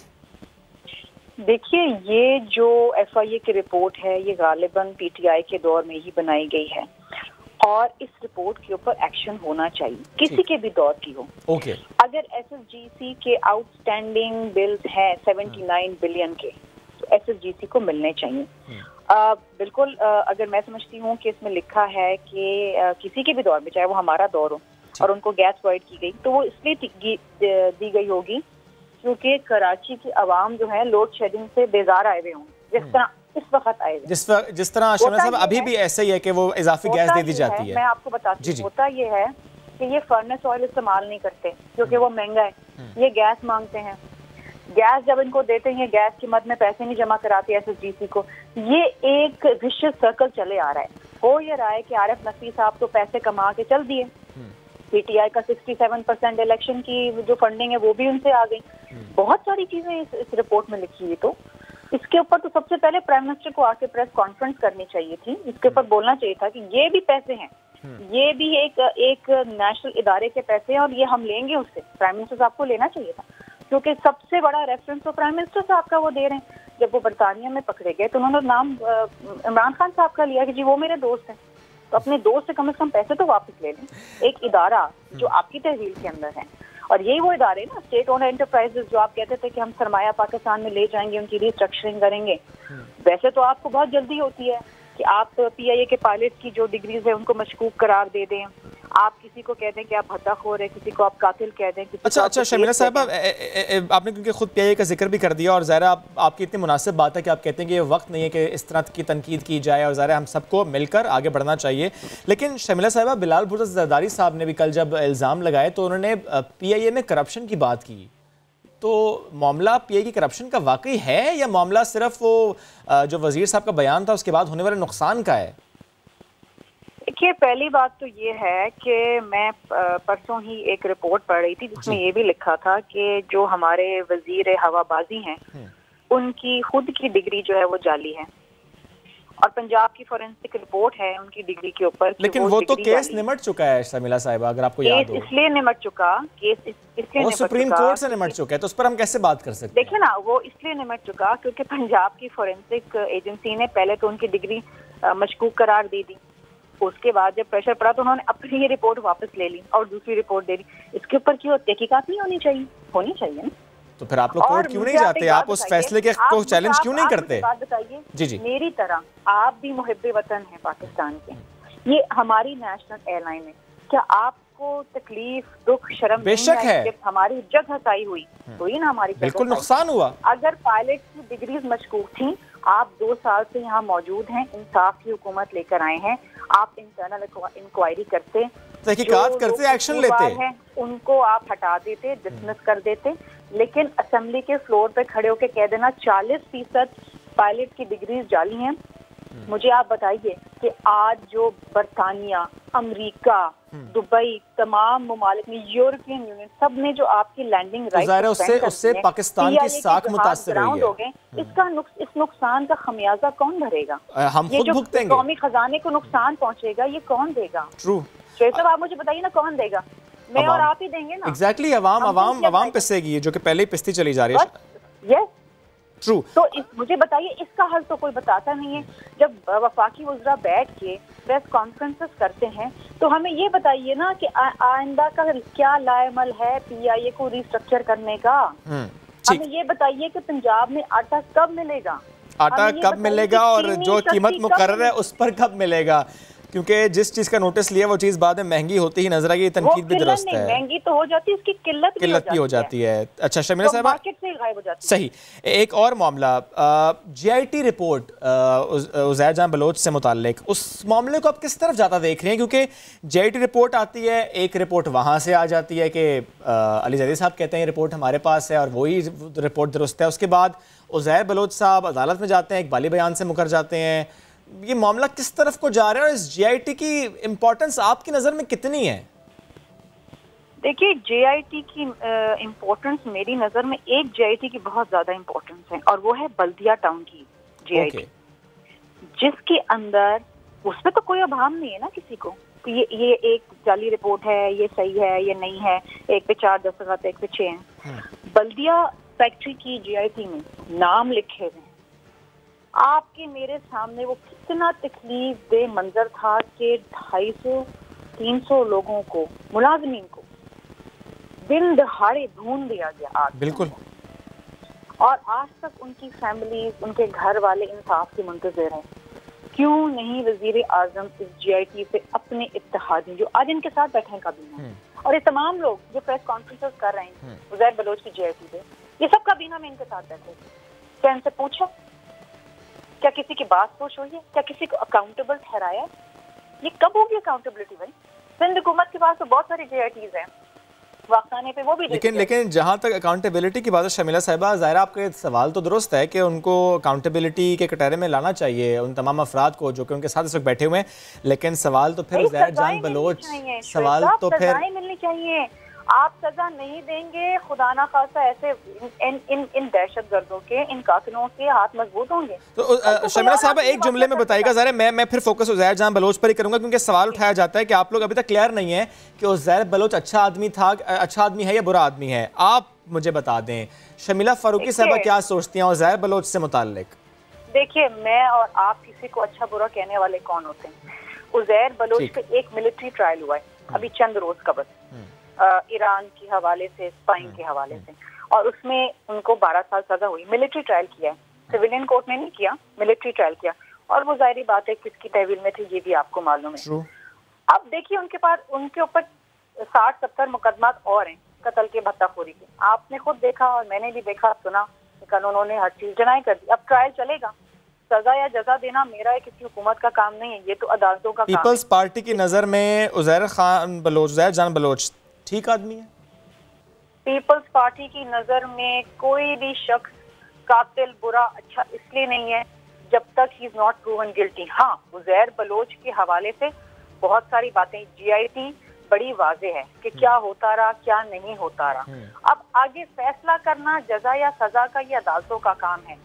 हम सिर्फ ये हमारा जो काम था हुकूमत सिंध का, हमने GIT बना दी। 6 मोतबर शख्सियात उस कमेटी के मेंबर थे, 6 के दस्तखत हैं, उसमें हर चीज वाज़ेह लिखी हुई है, उनके खुद के एतराफ हैं। अब अगर वो मुकर जाएं, वो उनसे पूछा जाए कि उस वक्त क्या क्या अवामिल थे जो उन्होंने ये बातें की और अब क्या है जो उन्होंने इन बातों को डिनाई किया, रिट्रैक्ट कर लिया। तो अब आगे का जो होना है वो तो अब ट्रायल के बाद फैसला करें। ठीक, अदालतें फैसला करें। बेहद शुक्रिया शर्मिला फारूकी साहबा साथ मौजूद और ऑन गोइंग पॉलिटिकल सिचुएशन पर हमसे गुफ्तगू कर रही थी। बढ़ते हैं आगे और बिलावल भुट्टो जरदारी साहब ही की बात करेंगे, क्योंकि आजकल जब वो प्रेस कॉन्फ्रेंस करने आते हैं तो जो उनका मास्क है उस पर अजरक प्रिंट है और वो उस पर बहुत सी बात हो रही है, बहुत उस पर गुफ्तगू की जा रही है कि बड़ा स्टाइलिश वो मास्क है। और कल सहाफ़ियों ने उनसे सवाल किया तो उन्होंने कहा कि बहुत जल्द मुल्तानी अजरक वाला मास्क भी वो बनवाएंगे, क्योंकि ये तो सिंधी अजरक थी, अब वो कह रहे हैं मुल्तानी अजरक वाला मास्क वो बनवाएंगे। मास्क पहनने की वजह से लोगों की हौसला अफजाई हो रही है, ये उन्होंने कहा है। अब अमेरिकी सदर भी मास्क पहन रहे हैं। वज़ीर-ए-आज़म इमरान खान के जिक्र पर मुराद अली शाह ने फिक्रा कसा कि वो कभी मास्क पहनते हैं और कभी मास्क नहीं पहनते। कोरोना ने कुछ और दिया या नहीं, फैशन का नया ट्रेंड जरूर मुतारिफ करवा दिया है, जिसका पूरा फायदा उठा रहे हैं बिलावल भुट्टो जरदारी। मैं कोशिश कर रहा हूँ कि अपने लोग को इनकरेज करूँ कि मास्क पहनो, तो इससे थोड़ा सही है। कभी अजरक वाला मास्क, कभी एक के ऊपर दूसरा मास्क और आज तो सिंध की सकाफत गोया मुंह पर सजा ली, जिसने सोशल मीडिया पर धूम मचा दी। मोटिवेट हो रहे हैं, आप सोशल मीडिया पे लगा रहे हैं कि अजरक ऐसे पहना है। मेरा एक मुल्तानी अजरक मास्क आ रहा है, वो भी पहनूंगा। ऐसे में बिलावल के चाहने वाले कहाँ थे पीछे रहने वाले? किसी ने तारीफ की तो किसी दिल जले ने लेडीज मास्क कह डाला।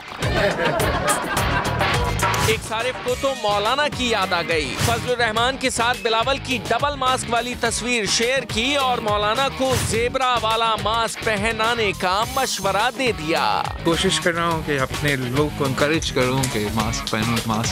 कायदे-आज़म के साथ बिलावल के तस्वीरी पोर्ट्रेट के भी खूब चर्चे हुए। लोग इस पोर्ट्रेट की जानिब मशहूर जमाना फिक्रा लिख कर तवज्जो दिलाते रहे। कोई कुछ भी कहता फिरे, बिलावल अपनी धुन के पक्के हैं। उन्हें तो लगता है कि पूरी दुनिया में मास्क मुहिम उन्हीं की वजह से चल रही है। हमारे वज़ीर-ए-आज़म भी पहन, डोनाल्ड ने भी, प्रेसिडेंट ट्रंप ने भी पहन लिया। मास्क का वैसे कोई जेंडर नहीं होता, तो मैं ये बात इसलिए कह रहा हूँ कि किसी सोशल मीडिया यूज़र ने कैसे कह दिया लेडीज़ मास्क। एनीवेज़, मास्क से मुताल्लिक जब हम बात कर रहे हैं और बिलावल भुट्टो जरदारी साहब की बात कर रहे हैं, तो बिलावल भुट्टो जरदारी साहब ने ये जो अजरक वाला मास्क है पहली दफ़ा तब पहना था जब वो जरदारी साहब और मौलाना फजलुर रहमान इनकी मुलाकात हुई थी चंद रोज़ पहले। उसके बाद से जब भी वो प्रेस कॉन्फ्रेंस करते हैं वो यही मास्क पहनते हैं। और पीपल्स पार्टी वाले वैसे मैंने देखा है कि जो रहनुमा है वो ज़्यादा इस पर एहतियात कर रहे हैं, लेकिन मुझे इस पर एक कॉमेंट्स करने की इजाज़त ज़रूर दीजिएगा प्रोड्यूसर साहब के। जब ये मास्क पहनकर पार्लियामेंट जाते हैं तो वहाँ पर स्पीकर साहब कहते हैं कि मास्क उतार दें। ये बात मेरी समझ से बाहर है। स्पीकर साहब कैसे कहते हैं कि वो मास्क उतार के बात करें? ये बात गलत है। हम सबको मास्क को प्रमोट करना है कि मास्क पहनना है, क्योंकि कोरोना वायरस अभी रहेगा। हमारी ज़िंदगियों में इसका असर इस तरीके से पड़ा है कि हमें इसके साथ रहना है और इसकी जो एहतियाती तदबीर है वो फॉलो करनी है। चलिए बढ़ते हैं आगे। बरतानवी शाही ख़ानदान के Duke of Sussex Prince Harry से मुताल्लिक इंकशाफ किया गया है और उस इंकशाफ से मुताल्लिक बताएं कि अमेरिका में मुंतकिली के बाद से वो माली मुश्किलात का शिकार हैं। गुज़श्ता दिनों शाही ख़ानदान की तर्जुमान इनकी जानिब से इंकशाफ किया गया था कि प्रिंस हैरी और मेगन मार्कल बरतानवी शाही ख़ानदान से अलहदगी के बावजूद ताहाल माली तौर पर प्रिंस चार्ल्स पर इन्हिसार कर रहे हैं। साथ ही टॉम क्वीन ने मज़ीद कहा कि वो ये नहीं कह रहे हैं कि हैरी अमेरिका में रहने से नफरत करते हैं, मगर वो इस वक्त अमेरिका में ही हैं जैसा मेगन मार्कल बरतानिया में रहना महसूस कर रही थी, या प्रिंस हैरी ख़ुद को अमेरिका में वैसा ही महसूस कर रहे हैं, यानी घर से बाहर, दूर, परदेश में, तो परदेसी जैसी फीलिंग अब उनकी है जो कि पहले मेगन की थी। चलिए, ये तो हमने हैरी की बात कर ली। अब पंजाब के एक ऐसे मकाम की आपको सैर करवाते हैं जहाँ जाने वाले उसके दिल फरेब नज़ारों में खो जाते हैं। खुशाब की वादी है, वादी सोन, इसको मरी 2 कहा जाता है। बड़ी खूबसूरत ये वादी है और क्योंकि इसके आसपास एज सच और कोई टूरिस्ट स्पॉट नहीं है, तो जो आसपास के इलाके में लोग रहते हैं उनके लिए यही मरी है और यही एक खूबसूरत स्पॉट है, बल्कि कहना चाहिए ये स्विट्ज़रलैंड है और यही एक बेस्ट स्पॉट है जहाँ वो जाते हैं। खूबसूरत झील है यहाँ पर, साफ़ शफाफ झील, मीठे चश्मे यहाँ पर, और एक वाटरफॉल। तो क्या ज़बरदस्त मनाजिर, आप देखिए, सो लश ग्रीन, और ये बड़ी अच्छी बात है, रोड भी जा रही है, तो आपको ऑफ रोड नहीं जाना। थोड़ा सा आपको इससे मुताल्लिक दिखाते हैं विजुअल्स और फिर इस पर बात करेंगे।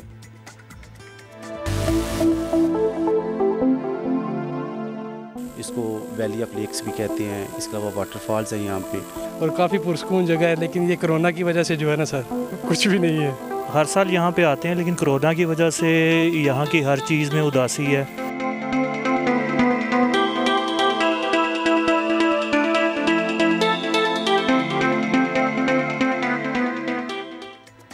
It's beautiful. वैसे भी इससे मुताल्लिक कहा जाता है कि यहाँ पर सनसेट का नज़ारा बड़ा खूबसूरत होता है। और कौन कौन से स्पॉट्स यहाँ पर हैं, यानी कोई अगर पहले कभी यहाँ पर नहीं गया, अब प्लान कर रहा है जाने का, तो यहाँ पर क्या कुछ है उसको वेलकम करने के लिए। इसी पर हम वेलकम करेंगे अपने नुमाइंदे जो हमें ज्वाइन करेंगे खुशाब से, राना ज़हीर। बहुत शुक्रिया राना ज़हीर, आपने हमें ज्वाइन किया आज। राना ज़हीर, थोड़ा सा बताइएगा, ज़रा जुलाई का महीना है, मिड जुलाई है, तो मिड जुलाई मौसम कैसा है वहाँ पर, और हम बात झीलों की कर रहे हैं, वाटरफॉल की कर रहे हैं, तो कौन कौन से स्पॉट्स हैं वहाँ पर जो कि वेलकम करते हैं जब कोई वहाँ पर पहुँचता है? तो इस वक्त मैं मौजूद हूँ पंजाब के ज़िला खुशाब की जना नज़ीर वादी सून वैली में। मैं आज आपको और नया दिन के नाजरीन को इस खूबसूरत, दिलकश और हसीन वादी के इंतहाई खूबसूरत मकामात के हवाले से और इसके मौसम के हवाले से तफसील से बताऊँगा। खुशाब की ये सून वैली जो है, इसको मरी 2 भी कहा जाता है, और मौसम के लिहाज से अगर इसकी बात की जाए तो ये सरसब्ज़ वादी सतह समंदर से 5000 फीट से भी ज़्यादा बुलंदी पर है। यही वजह है कि यहाँ पर मामूल से ज़्यादा बारिशें होती है और इसका दर्जा हरारत जो है वो दीगर शहरों की निस्बत काफ़ी कम रहता है। मौसम सर्मा में अगर इसकी बात की जाए तो ये हर साल जो है वो जनवरी के महीने में ये इलाका जो है वो यहाँ पे बर्फबारी होती है, और ये मरी के बाद पंजाब का दूसरा शहर है, दूसरा मकाम है जो स्नोफॉल रिसीव करता है। जबकि अगर हम इसके खूबसूरत मकामात की बात करें तो यहाँ पे सकेसर, उछाली झील, खबेकी झील, सोडी बाग और कलहट्टी गार्डन जहाँ मैं इस वक्त मौजूद हूँ, ये वो मकामात हैं जो कुदरती हुस्न से माला माल है। खूबसूरती का इंतज़ाम जो है यहाँ पे TDCP ने इसके इलाके की खूबसूरती का इंतज़ाम TDCP ने संभाल रखा है, और हर तमाम आने वाले सयाहों को यहाँ पर मुकम्मल रहनुमाई के साथ साथ फुल प्रूफ फराहम की जाती है। ज़हीर, ये बताइएगा, लाहौर तो ज़रा करीब है, कराची ज़रा इट्स फार अवे, लेकिन लाहौर या कराची यहाँ से कोई अगर वहाँ जाना चाहता है तो थोड़ा सा बताइएगा खर्चा कितना होगा, रास्ता कौन सा है जो कि फॉलो किया जाएगा, जिस रास्ते पे चलते चलते वादी सून पहुँचेंगे? बिल्कुल मैं आपको बताता हूं कि कराची और लाहौर से आने वाले सयाह को क्या करना चाहिए। कराची की से पहले अगर हम लाहौर की बात करें तो ये लाहौर के सयाहों के लिए यहाँ पर आने का कोई ज़्यादा खर्चा नहीं है, क्योंकि ये लाहौर से सिर्फ 240 किलोमीटर के फासले पर है, 2 घंटे की ड्राइव है। लेकिन कराची के लोगों के लिए ये खासी दूर है, क्योंकि यहाँ से फासला जो है वो 1000 किलोमीटर से भी ज़ायद बनता है। तो कराची के अगर सयाह अगर इस वादी की सैर करना चाहते हैं तो उनको चाहिए कि वो बाई एयर जो है वो इस्लामाबाद का रुख करें, और वहाँ से यह सिर्फ 200 किलोमीटर फासले पर इस वादी की सैर के लिए यहाँ पे आ सकते हैं। इस वादी के खूबसूरत मनाजर से लुत्फ अंदोज हो सकते हैं। ग्रेट, लेकिन आए कब ये आप बता दें, कौन सा सीजन, कौन सा मंथ बेस्ट होता है यहाँ आने के लिए? और वी हर्ड कि वज़ीर आज़म भी यहाँ की सैर कर चुके हैं। जी बिल्कुल वज़ीर-ए-आज़म पाकिस्तान जनाब इमरान खान भी सून वैली में कई बार सैर कर चुके हैं, और मैं आपको बताऊं कि वज़ीर-ए-आज़म इमरान खान के पसंदीदा मकामात में जय खुशाब की ये सून वैली शामिल है। वज़ीर-ए-आज़म इमरान खान के साथ साथ वज़ीर-ए-आज़म पंजाब उस्मान बुज़दार भी 2 दफ़ा जो है इस वैली का, इस खूबसूरत वादी का जो है वो विज़िट कर चुके हैं। यहाँ पे सदर शिकारगाह है जहाँ पे नायाब परिंदे और जानवर मौजूद हैं, और दूर दराज से शिकार के शौकीन जो है वो इस वादी का रुख करते हैं। यहाँ के मकामी लोग जो है वो बड़े सादा तबीयत के और मेहमान नवाज हैं, और यहाँ के अगर हम खानों की बात करें तो यहाँ के इलाके के देसी खाने जो है वो पूरे पाकिस्तान में जो है वो अपना मकाम रखते हैं। तमाम आने वाले सयाहों को मैं ये कहूँगा कि अगर वो यहाँ पे आएँ तो ज़रूर देसी खानों से भी लुत्फ़ अंदोज़। ग्रेट, इन्हें खूबसूरत तो है ही, लेकिन वहाँ की खुशबू भी खींच लाएगी। बहुत शुक्रिया राना ज़हीर, साथ मौजूद थे आप, और सून वैली, खुशाब की खूबसूरत सून वैली से मुतालिक हमें बता रहे थे। तो ज़रूर प्लान करना चाहिए, लेकिन ज़ाहिर कुछ वक्त बाद, अभी कोरोना की वजह से उस तरह से लोग ट्रैवल कर नहीं रहे। एनीवेज जी, बढ़ते हैं आगे। पाकिस्तान की मारूफ अदाकारा और समाजी कारकुन नादिया जमील, इनकी बात अब कर लेते हैं। इन्होंने कैंसर की बीमारी को शिकस्त दी। नादिया जमील मार्च में कैंसर की तशखीस के बाद इलाज की गरज से लंदन गई थी। ट्विटर पर अदाकारा नादिया जमील ने बताया कि उन्होंने ब्रेस्ट कैंसर को शिकस्त दे दिया, और उन्होंने कहा कि नाकाबिले फरामोश जिद्दोजहद थी। कीमोथेरेपी, ये एक जंग है, लेकिन वो बेखौफ रहीं, मजबूत रहीं और अल्लाह ताला की मोहब्बत और शफ़क़त में घिरी रहीं। हर सबक से सीखने की कोशिश की। बीमारी और दर्द सेहतयाबी और सब्र की तरह सफ़र है। उन्होंने ट्विटर में ये कहा कि अल्लाह का शुक्र है कि अब वो बेहतर हैं, वो सेहतयाब हुई हैं। She is a cancer survivor और इससे मुताल्लिक उन्होंने ट्विटर पे हमसे ये शेयर किया। जब हम बात कैंसर की कर रहे हैं तो क्यों ना अपनी एक साथी की बात करें। अपनी एक साथी से मुराद मेरी ये है कि न्यूज़ एंकर जब हम इनकी बात करते हैं, कि ज़ाहिर है हम अक्सर स्क्रीन्स पर देखते हैं और अचानक से कोई स्क्रीन से गायब हो जाए तो लोग सोचते हैं कि कहाँ गया वो शख्स जो रोज़ाना हमें अपडेट करता है, वो आखिर आजकल किधर है। ऐसी ही एक शख्सियत हमारी बड़ी प्यारी साथी, क्योंकि ज़ाहिर है मैंने तो खुद उनके साथ काम किया है, I have known her from so many years. Naira Malik की मैं बात कर रहा हूँ। बहुत से प्लेटफॉर्म्स पर उन्होंने काम किया, बहुत से टीवी चैनल्स पर उन्होंने काम किया, सोशल मीडिया पर शी इज़ वेरी एक्टिव। 11 साल की उम्र में इनको कैंसर हुआ था, इन्होंने शिकस्त दी उसको और फिर अब चंद माह पहले इनको दोबारा कैंसर हुआ। This time it was a breast cancer. इनका इलाज हो रहा था और ज़ाहिर है शी इज़ वेरी स्ट्रांग। इन्होंने इलाज करवाया। अब वो इलाज के दौरान ज़ाहिर है मैं ज़रूर कहूँगा कुछ मुश्किलात तो होती हैं, लेकिन अगर ख़ातून हो मजबूत तो उसके लिए वो मुश्किल नहीं रहती, क्योंकि वो कहती हैं, मैंने उनको सुना ही कहते हुए कि मुश्किल नहीं होती, परेशानी नहीं होती, ये आजमाइश होती है, अल्लाह की आजमाइश होती है। और वाकई अल्लाह जब बोझ डालता है तो उस बोझ को डालने की ताकत भी देता है। यही है मेरा खुदा जो हमें ताकत देता है किसी भी मुश्किल से निकलने की, किसी भी आजमाइश से निकलने की। उनकी कहानी बड़ी मोटिवेटिंग है, तो हमने सोचा आज उनसे बात करें और वो जो मोटिवेशन है वो लोगों तक जाए, उन तक जाए जिनको मोटिवेशन की ज़रूरत है, जो इस वक्त किसी भी जंग में हैं, वो किसी बीमारी से लड़ रहे हैं, वो इमोशनल स्ट्रेस में हैं, वो कि फैमिली का इशू है और वो उस जंग में हैं, तो उन्हें मोटिवेशन चाहिए। तो हमने सोचा आज इनसे बात। Naira, good morning and welcome to Naya दिन।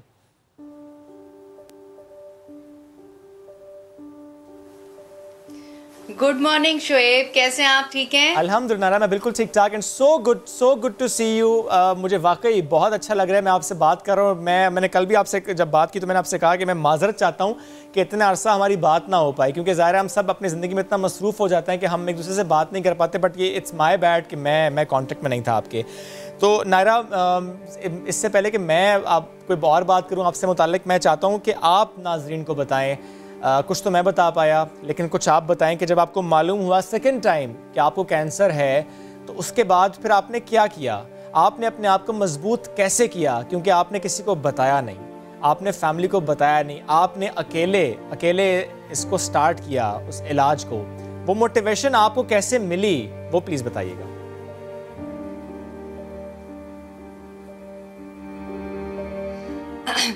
शोएब, पहली बात तो ये कि आपकी तरह मेरे बहुत से दोस्तों ने मुझसे रब्ता किया मेरी इस बीमारी के बाद, क्योंकि मैं सोशल मीडिया पे अभी तक एक्टिव हूँ, आपने भी बता दिया है। मेरा प्रोफेशन है तो मैंने उसको छोड़ा नहीं बिल्कुल भी। सही। अल्लाह पाक की बहुत ज़्यादा रहमत है शोएब कि अल्लाह पाक ने मुझे इस हालत में भी इतना मजबूत रखा हुआ है कि शायद अगर मैं कंपैरिजन करूं कि जिस तरह आप कह रहे थे कि जब हम साथ थे या उसके बाद जो टाइम मेरा गुजरा है मीडिया में या मेरी जो लाइफ गुजरी है, मैं कहूँगी कि मेरी लाइफ का बेहतरीन टाइम यही है। ओके। और इस बेहतरीन टाइम में मैंने इतना कुछ सीखा है। मेरी तो इतनी औकात नहीं है शोएब कि मैं कुछ सीख सकूं, लेकिन अल्लाह पाक ने मुझे इतना ज़बरदस्त रास्ता दिखाया। मैं हमेशा कहती थी कि हर इंसान का एक पैदा करने का मकसद है।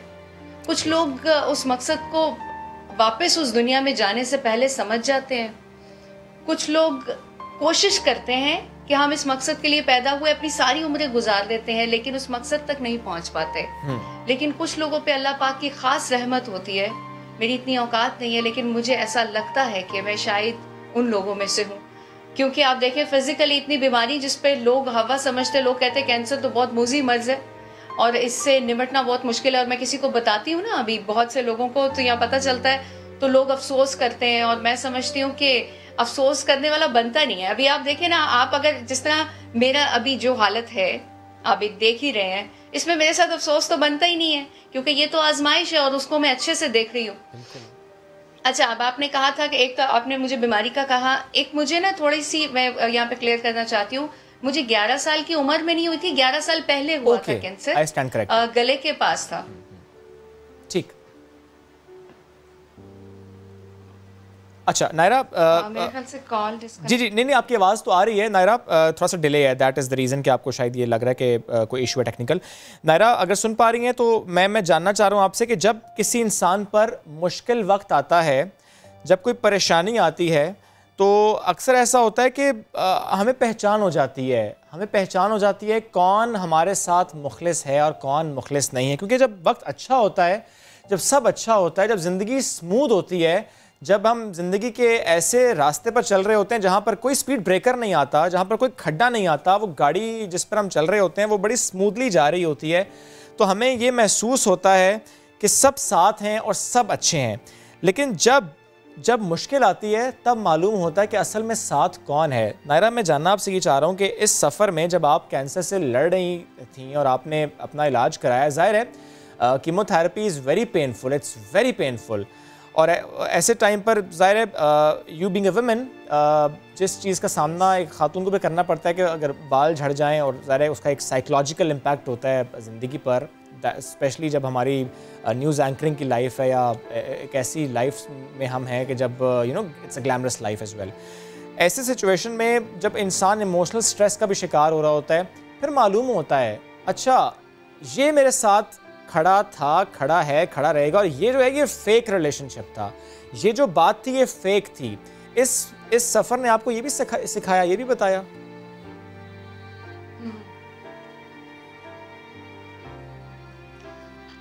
मैं कहती हूँ जो जाता है उसे जाने दें। ओके। और मैं इस पे स्ट्रांगली बिलीव करती हूँ। बहुत से लोग गए हैं, ऐसी बात नहीं है, लेकिन ये मेरी शुरू की आदत थी, मैं किसी को जाते हुए रोकती नहीं हूँ। जब वो अपनी मर्जी से साथ नहीं है तो ज़रूरत नहीं है उसको खींच के रखने की, क्योंकि जो अल्लाह पाक आपके लिए रखता है ना, उससे बहुत बेहतर होता है। और जो आपका होता है ना, मैं इंसानों की बात भी करूँगी, मैं माल की बात भी करूँगी, उसमें हर लिहाज से मैं प्यार की बात भी करूँगी। कल का वाक़या आपको बताती हूँ। कल मैं ऐसे बैठी हुई थी, 12-12:30 बजे का टाइम है।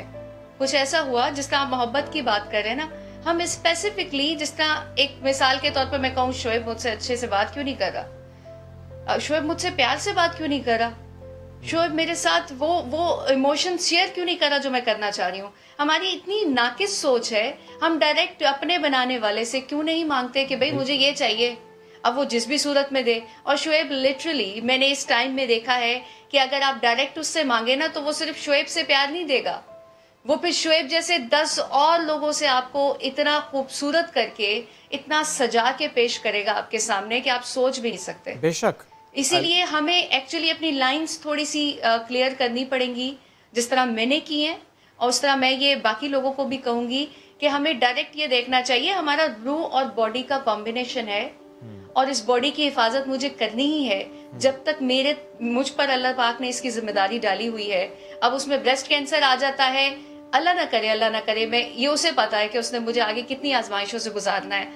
इन केस अगर इसके बाद मुझे और भी कोई मुश्किल आ जाती है फिजिकली, तो मेरी जिम्मेदारी है, इसको मैंने हंस के, वो तो देख रहा है, चेक कर रहा है कि ये जिम्मेदारी मैंने इस पर डाली है, वो कैसे निभा रहा है, उसमें रोने पिटने की तो कोई बात ही नहीं होती है।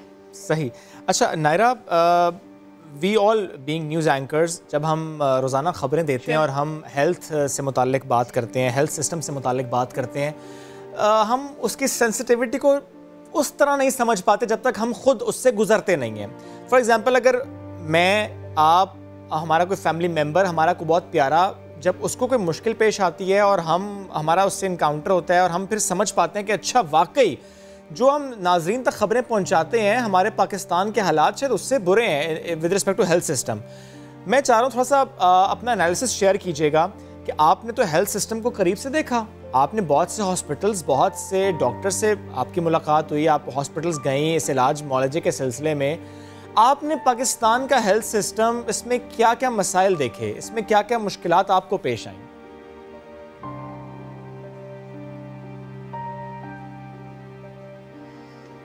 अच्छा शोएब, मैं आपको अभी कैंसर के मुतालिक, क्योंकि टाइम हमारे पास मुख्तसर है, तो मैं कैंसर से मुतालिक ही बात करूंगी। हमारी जो मोस्टली हॉस्पिटल्स है ना, वो सेकंड टाइम कैंसर के मरीज को एडमिट नहीं करते, इवन के देखते तक नहीं है। मैं जिस तरह आपने अभी शुरू में मुझसे पूछा था कि कैसे क्या मुश्किलात रही, तो जिस वक्त मुझे कैंसर का पता चला था, मैंने 1 हफ्ते तक खुद ही डिफरेंट हॉस्पिटल्स में। सबसे पहले मैं डॉक्टर्स हॉस्पिटल गई थी, वहाँ सिचुएशन देखी कैसी है, लेकिन उनका कोई इतना ज़्यादा, 1-2 मरीज मैंने देखे हैं कैंसर के, सुना है, मेरे करीबी हैं कि इतना अच्छा कोई ट्रीटमेंट नहीं हुआ, इवन कि उसका नाम बहुत है। अब आप देख लें कि हमारा हेल्थ सिस्टम इस तरह का है कि जहाँ पे नाम मेडिकल नहीं करता है।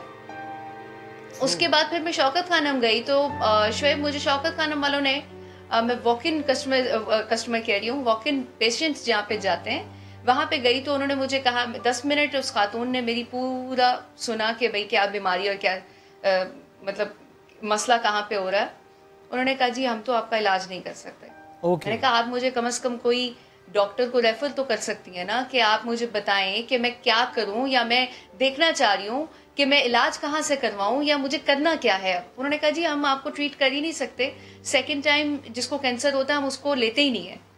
बहरहाल मैं वहाँ पे थोड़ा सा बहसी, क्योंकि बीइंग न्यूज एंकर आपको पता है हमें सवाल जवाब और चीज अंदर घुसने की आदत होती है कि जरा देखिए तो सही मसला क्यों है।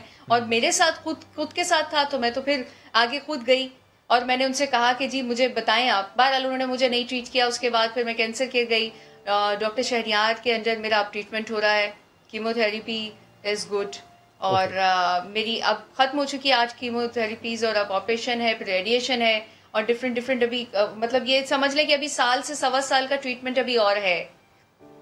लेकिन जो सवाल आप पूछ रहे हैं ना, वो डेफिनेटली जब मेरे जैसे बंदे को इस तरह की मुश्किलात होंगी और एक आम कॉमन बंदा जिसको कुछ नहीं पता है, गाइड करने के लिए कोई भी नहीं होता है, कि सबसे पहली बीमारी होती है, सबसे पहला मसला होता है कि आप जब तशखीस करते हैं ना बीमारी का, जब आप जान रहे होते हैं कि ये बीमारी मुझे हो गई और अब मैंने जाना कहाँ है, ये बहुत जरूरी है।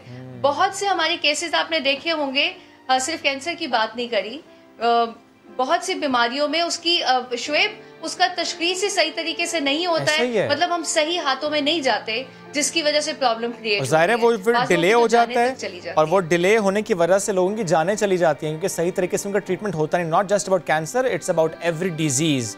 अच्छा नायरा, इस मरज़ के बाद मैं इससे पहले भी वैसे तो आपसे कमेंट लिया था रिलेशनशिप से मुतालिक, लेकिन मैं चाह रहा हूँ आपने जो फील किया कि अच्छा ये मेरे जानने वाले का, दोस्त का, फैमिली का, कोवर्कर का, फ्रेंड का रिस्पांस था जो कि नहीं होना चाहिए था। ये मैं सवाल इसलिए आपसे कर रहा हूँ क्योंकि हम ज़रा समझ पाएँ और सीख पाएँ कि हमारे किसी प्यारे को, किसी जानने वाले को, किसी अजीज़ को जब किसी ऐसी मुश्किल का सामना करना पड़े तो हमने क्या नहीं करना, क्या है जो हम गलत करते हैं।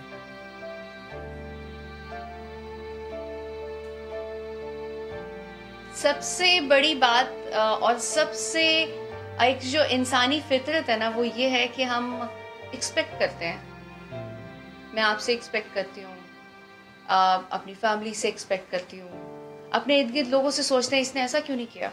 आप जरा ये सोचें कि अगर हम एक्सपेक्टेशन छोड़ दें, अब लोग सुन रहे होंगे, मैं भी बताती हूँ किस तरह से छोड़ सकते हैं, ये भी बता दूंगी साथ ही। अगर हम छोड़ दें तो अगर जो रिस्पॉन्स फिर हमें प्यार मोहब्बत मिलेगा और जो रिस्पॉन्स मिलेगा वो तो बोनस हो जाएगा ना। ये बात भी है, सबसे बड़ा मसला ही यही है। तो इसी तरह जब मैं बीमार हुई, मैं ऑलरेडी मेरी कुछ ऐसी प्रॉब्लम्स पर्सनल चल रही थी कि अल्लाह पाक ने मुझे एक डगर चला दिया था। उसके बाद जब मुझे कैंसर का पता चला तो मैं उसके लिए प्रिपेयर थी। इस आजमाइश के लिए अल्लाह पाक ने मुझे पहले से प्रिपेयर किया हुआ था। और उसी की वजह से टाइम गुजरने के साथ साथ मैं देख पाई, बहुत से लोग आए चले गए, बहुत से लोग पहले से थे वो चले गए, मैंने जाने दिया उनको नहीं होगा। एक्सपेक्ट नहीं किया था ना। अगर आप एक्सपेक्ट करेंगे तो तब आप पे जो टाइम आएगा ऐसा, तो फिर आप तकलीफ देंगे। अगर आप किसी और तकलीफ होगी ना, तो फिर सबसे पहले यहाँ तकलीफ होगी, सोचेंगे उसके मुतालिक, और उसके बाद यहाँ तकलीफ होगी, और जो यहाँ तकलीफ होगी ना वो आपको किसी जगह नहीं छोड़ेगी, आप खड़े नहीं हो सकते। फिर अगर मेरे साथ ये सब कुछ हो रहा होता ना जो नॉर्मली लोगों के साथ होता है, तो मैं यहाँ आपके सामने ना बैठी होती। ये जो खासियत जिसकी वजह से मैं और आप इस वक्त बात कर रहे हैं ना कि इतनी तकलीफ में भी मैं मजबूत हूँ, ये बिल्कुल भी ना होती। ये सिर्फ इसी वजह से है कि एक्सपेक्ट नहीं करना, और एक्सपेक्ट करना है तो सिर्फ एक हस्ती से, अल्लाह से। क्योंकि हमारी ये जो दुनिया है ना, 2 दुनिया होती हैं। मैं हमेशा ये बात कहती हूँ, एक दुनिया ये है और एक दुनिया वो है जिस दुनिया से हम आए हैं।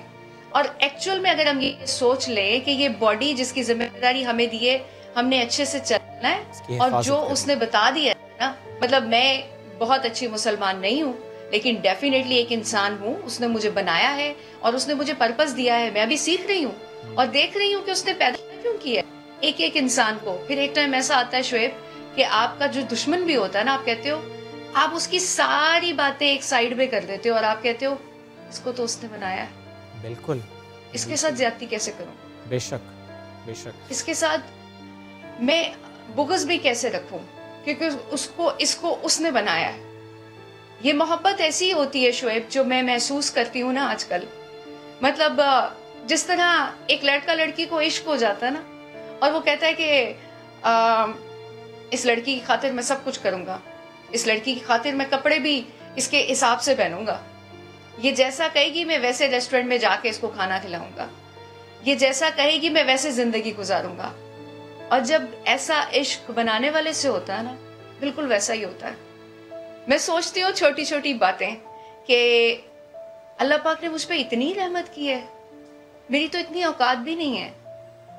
शोएब, हमें अपनी जिंदगी को देखना पड़ता है, 2-3 चीजें ही होती हैं। देख ले कि उसने इस दुनिया में भेजा है, बॉडी की हिफाजत करनी है। जिस वक्त इस रूह से इस बॉडी ने अलहदा हो जाना ना, कुछ भी नहीं रहेगा, ये बॉडी तो यहीं रह जाएगी, रूह वापस जाएगी। तो जब वापस चली जाएगी तो क्या हम उसको ये सब बताएंगे कि हमने इस दुनिया में क्या क्या किया है, मैंने उस बंदे से कितना बुग़्ज़ रखा, मेरे साथ उसने इतनी ज्यादती कर दी थी? नहीं, वो ये सब कुछ नहीं पूछेगा। वो ये पूछेगा कि मैंने जिस मकसद के लिए भेजा था वो पूरा किया है।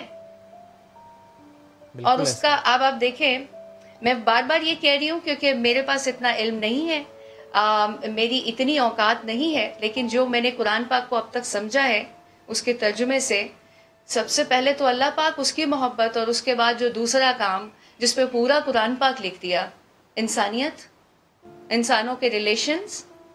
पहले तो इंसानियत है ना, उसके बाद उसने रिलेशन बनाए, हमसायों के साथ ऐसा करें, पेरेंट्स के साथ ऐसा करें, दोस्तों के साथ ऐसा करें, सब बता दिया उसने। तो उसके बाद सिर्फ लोगों को खुश रखना है, तो फिर हम कैसे सोच सकते हैं कि उसने मेरे साथ ये कर दिया? आप ये सोचे ना, मतलब हमें, हमारे अंदर ना शोएब, जिस वक्त हमारी रूह इस दुनिया में आती है ना, जब बॉडी और रूह मिलते हैं, इस दुनिया में बच्चा आ गया, अब वो सीखता कैसे है? अपने इर्द गिर्द के माहौल से, बिल्कुल, अपने इर्द गिर्द के लोगों से। अब लोग कौन से होते हैं? जो पहले से इस दुनिया में रह रहे होते हैं और जो सीख चुके होते हैं, जिनकी फिल्म पहले सेट हो गई है, जिनकी सीडी पहले से ही चल रही है, वही उसको वो सब कुछ सिखाते हैं, ठीक है। अब वो जब बड़ा होता जाता है ना, तो उस पे एक टाइम आता है शऊर का, हर किसी पे आता है, पहचानने की जरूरत होती है। हम तो नॉर्मली कहते हैं ना, अब तो इसको शऊर आ गया है, पढ़ लिख गया है, लेकिन एक्चुअल में वो शऊर का टाइम आता है जो जिसलिए अल्लाह पाक ने हमें दिमाग दिया है। वरना अल्लाह पाक ने तो किस्मतें लिखी हुई हैं, बिल्कुल वैसा वैसा हो रहा। दिमाग देने की क्या जरूरत थी? 2 रास्ते देने की क्या जरूरत थी? एक अच्छा एक बुरा बताने की क्या जरूरत थी? इसीलिए जिस वक्त हम वो सारा कुछ गेट करते हैं और उसके बाद कंक्लूजन निकालते हैं ना, वो उम्र का कोई भी हिस्सा हो सकता है। वो 20 साल भी हो सकते हैं, 30 साल भी हो सकते हैं, 40 साल भी हो सकते हैं, अब मरने से पहले भी हो सकता है। तो उस टाइम को हमने पहचानना होता है कि यार ये जो मुझे लोग सिखा रहे हैं, और उसके लिए फिर अल्लाह पाक ने बता दिया कि ये भी देख लो, एक किताब भी दी हुई है, उसे समझ लो कि क्या मकसद है। और वो जब उसको देखना शुरू करता है ना, आहिस्ता आहिस्ता, हर किसी का अपना तरीका होता है। एक्चुअली हमारे शोएब, इस्लाम को हमने इतना मुश्किल कर दिया है कि हम, पता क्या, मैं आप जैसे लोग ना करीब नहीं जाते। हम कहते हैं वो दाढ़ी वाला है, ओहो ये तो अभी पाबंदियां लगा देगा कि अब नहीं, इसके पास नहीं जाना। ये नकाब करती है, बुर्का पहनती है, इस खातून के पास नहीं बैठना, ये तो बहुत दीनी बातें करेगी। भाई आप दीन को इतना मुश्किल ना बनाएं। जिस तरह जो है, देखे हमारे प्यारे रसूल ने भी यही किया था, एकदम से जाके जो बुतों की पूजा करते थे ना, उनको इस तरफ नहीं लगा दिया था कि तुम लोग दाढ़ी रख लो। जबल से तो कुछ भी नहीं कराया जा सकता, मोहब्बत से, प्यार से ही होता है ना। बिल्कुल, जब रियलाइज होगा ना दिल से, तो उस मोहब्बत की तो बात ही अलग होती है। क्या बात, क्या बात, क्या बात नायरा, बहुत ही अच्छा लग रहा है आपसे बात करते करते, बहुत अच्छा लग रहा है बात करके। आखिर में, क्योंकि वक्त कम है, मैं फिर अपने मौजू पर ही आऊँगा, क्योंकि जब हम बात करते हैं किसी मर्ज़ की, कैंसर की हो या और भी मर्ज़ हो, अर्ली एंड टाइमली डायग्नोसिस ये बहुत ज़रूरी है, ये बहुत अहम है। और ये मैसेज मैं आपसे चाहता हूँ अपने सुनने वालों को कि ये बहुत ज़रूरी है इलाज के लिए।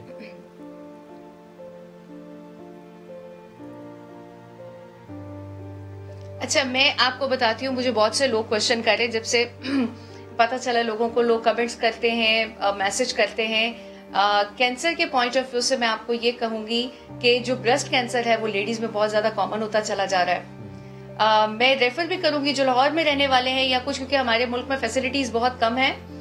कैंसर केयर हॉस्पिटल है जहाँ पे जो लोग जो फ्री मेमोग्राफी कर रहे हैं। तो जितनी भी खातून है जिनको थोड़ा सा भी डाउट है वो मेमोग्राफी ज़रूर करवाएं। मेमोग्राफी से आपकी तशखीस हो जाती है। और जिस तरह मुझे थोड़ा सा पता चला कि हल्की सी गिल्टी मुझे महसूस हुई और मैंने मेमोग्राफी करवाई और उसके बाद मुझे पता चला कि कैंसर है। तो मैंने जिस तरह शुरू में कहा था ना कि किसी भी मर्ज को ट्रीट करने के लिए जब तक आप उसको सही से डायग्नोज नहीं करेंगे तब तक उसके ट्रीटमेंट की तरफ नहीं जा सकते हैं। तो मैं रेफर करूंगी कि जिन लोग, और वो लोग फ्री कर रहे हैं, तो आप लोग जाइए और वहाँ पे मेमोग्राफी करवाएं और उससे ये होगा, वहाँ पे करवाएं, कहीं भी करवाएं। लेकिन मैं इसलिए बता रही हूँ कि ये बहुत ईजी है, आप जाके मेमोग्राफी करवाएं और आपको पता चलेगा कि भाई इस तरह का कोई मसला है। तो this is about breast cancer. Otherwise कोई और कैंसर हो, कोई और मरज हो, कोई जरा सा सिम्टम आए, अननोटिस नहीं जाने देना ब्रेस्ट चाहिए। कैंसर की बात करिए। Exactly, this was about breast cancer. Naira बहुत शुक्रिया, आपने वक्त निकाला, साथ मौजूद थी आप। We are waiting. प्लीज आप कुछ कहना चाह रही हैं? जी, मैं यही कह रही हूँ कि वो जो आप डिफरेंट तरह की कैंसर की बात करें, जिसका वक्त बहुत मुख्तसर है, बहुत तरह के कैंसर है शुएब। मैं आपको बताऊं, जिस तरह पहले था ना, तो वो मुझे इधर गिल्टी थी, तो उसके बारे में हम बात नहीं कर पाएंगे क्योंकि मुझे अभी यही कैंसर है, तो मैंने इसके मुताल्लिक बिल्कुल सही। मैं इसलिए मैंने उस पर ऐड किया कि कोई भी सिम्टम हो किसी भी तरह का, तो उसको कोई भी शख्स अननोटिस ना जाने दे, बिकॉज अर्ली डायग्नोसिस बहुत ज़रूरी है। नायरा बहुत शुक्रिया, we waiting and hoping to see you very soon. Thank you so much, आप साथ मौजूद थी and more power to you. मैं हर उस खातून को ये बात कहता हूँ जो मुझे लगता है कि वो बहुत स्ट्रॉन्ग है, बहुत मोटिवेटेड है, उसकी मोटिवेशन सबको सीखना चाहिए उस मोटिवेशन से। एनीवेज, क्योंकि वक्त कम है, क्विकली आगे बढ़ जाते हैं। एक खबर है हमारे पास, सुप्रीम कोर्ट ने सिंध हाई कोर्ट का हुक्म इम्तना मुअत्तल करते हुए शुगर मिल्स के खिलाफ कार्रवाई की इजाज़त दे दी है और अदालत ने रिपोर्ट पर हुकूमती ओहदेदारान को बयानबाजी से रोक दिया है। इसी पर बात करेंगे। जुल्करन इकबाल ने हमें ज्वाइन किया है। जुल्करन इकबाल, अपडेट कीजिएगा इससे मुताल्लिक।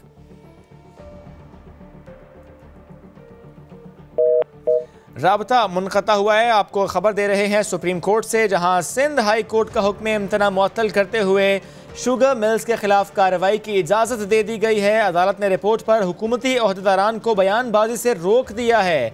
इस अहम खबर से मुताल्लिक आपको बताएं कि सिंध इस्लामाबाद हाई कोर्ट 3 हफ्ते में दरखास्तों पर फैसला करें, सुप्रीम कोर्ट की तरफ से कहा गया है। राबता बहाल हुआ जुल्करनैन से। जुल्करनैन, इस कार्रवाई से मुताल्लिक आगाह कीजिएगा।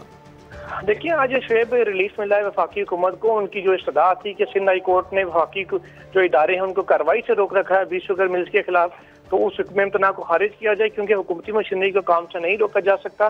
वो इस्तदा आज मंजूर कर लिया सुप्रीम कोर्ट ने और 3 हफ्ते के लिए जो सिंध हाई कोर्ट का स्टे ऑर्डर था उसको अदालत ने मुअत्तल कर दिया और कहा है कि सिंध हाई कोर्ट और इस्लामाबाद हाई कोर्ट 3 हफ्ते के अंदर फैसला करें और हुकूमत शुगर मिल्स के खिलाफ जो है कानून के मुताबिक कार्रवाई जारी रख सकती है, लेकिन गैर जरूरी पकड़ धक्कड़ से और जो मीडिया के ऊपर बयानबाजी की जाती है हुकूमती ओहदेदारान की जानिब से, ये इससे रोक दिया है सुप्रीम कोर्ट ने। साथ ही साथ ये भी कहा है कि कानून के मुताबिक जो भी हुकूमत अपनी कार्रवाई करना चाहती है वो कर सकती है और 3 हफ्ते के लिए अदालत ने अब इसको अपने केस को जो सुप्रीम कोर्ट में है इसको पेंडिंग रखा है ताकि जब फैसले होके आ जाएं उसके बाद फिर अदालत दोबारा इस केस को सुनेगी। बहुत शुक्रिया जुल्करनैन इकबाल, आपने अपडेट किया। वक्त हो गया खत्म, आपसे मुलाकात करेंगे कल। अपना बहुत सा ख्याल रखिए, बाहर जाएं तो एहतियात के साथ, मास्क के साथ। तब तक के लिए अल्लाह हाफिज।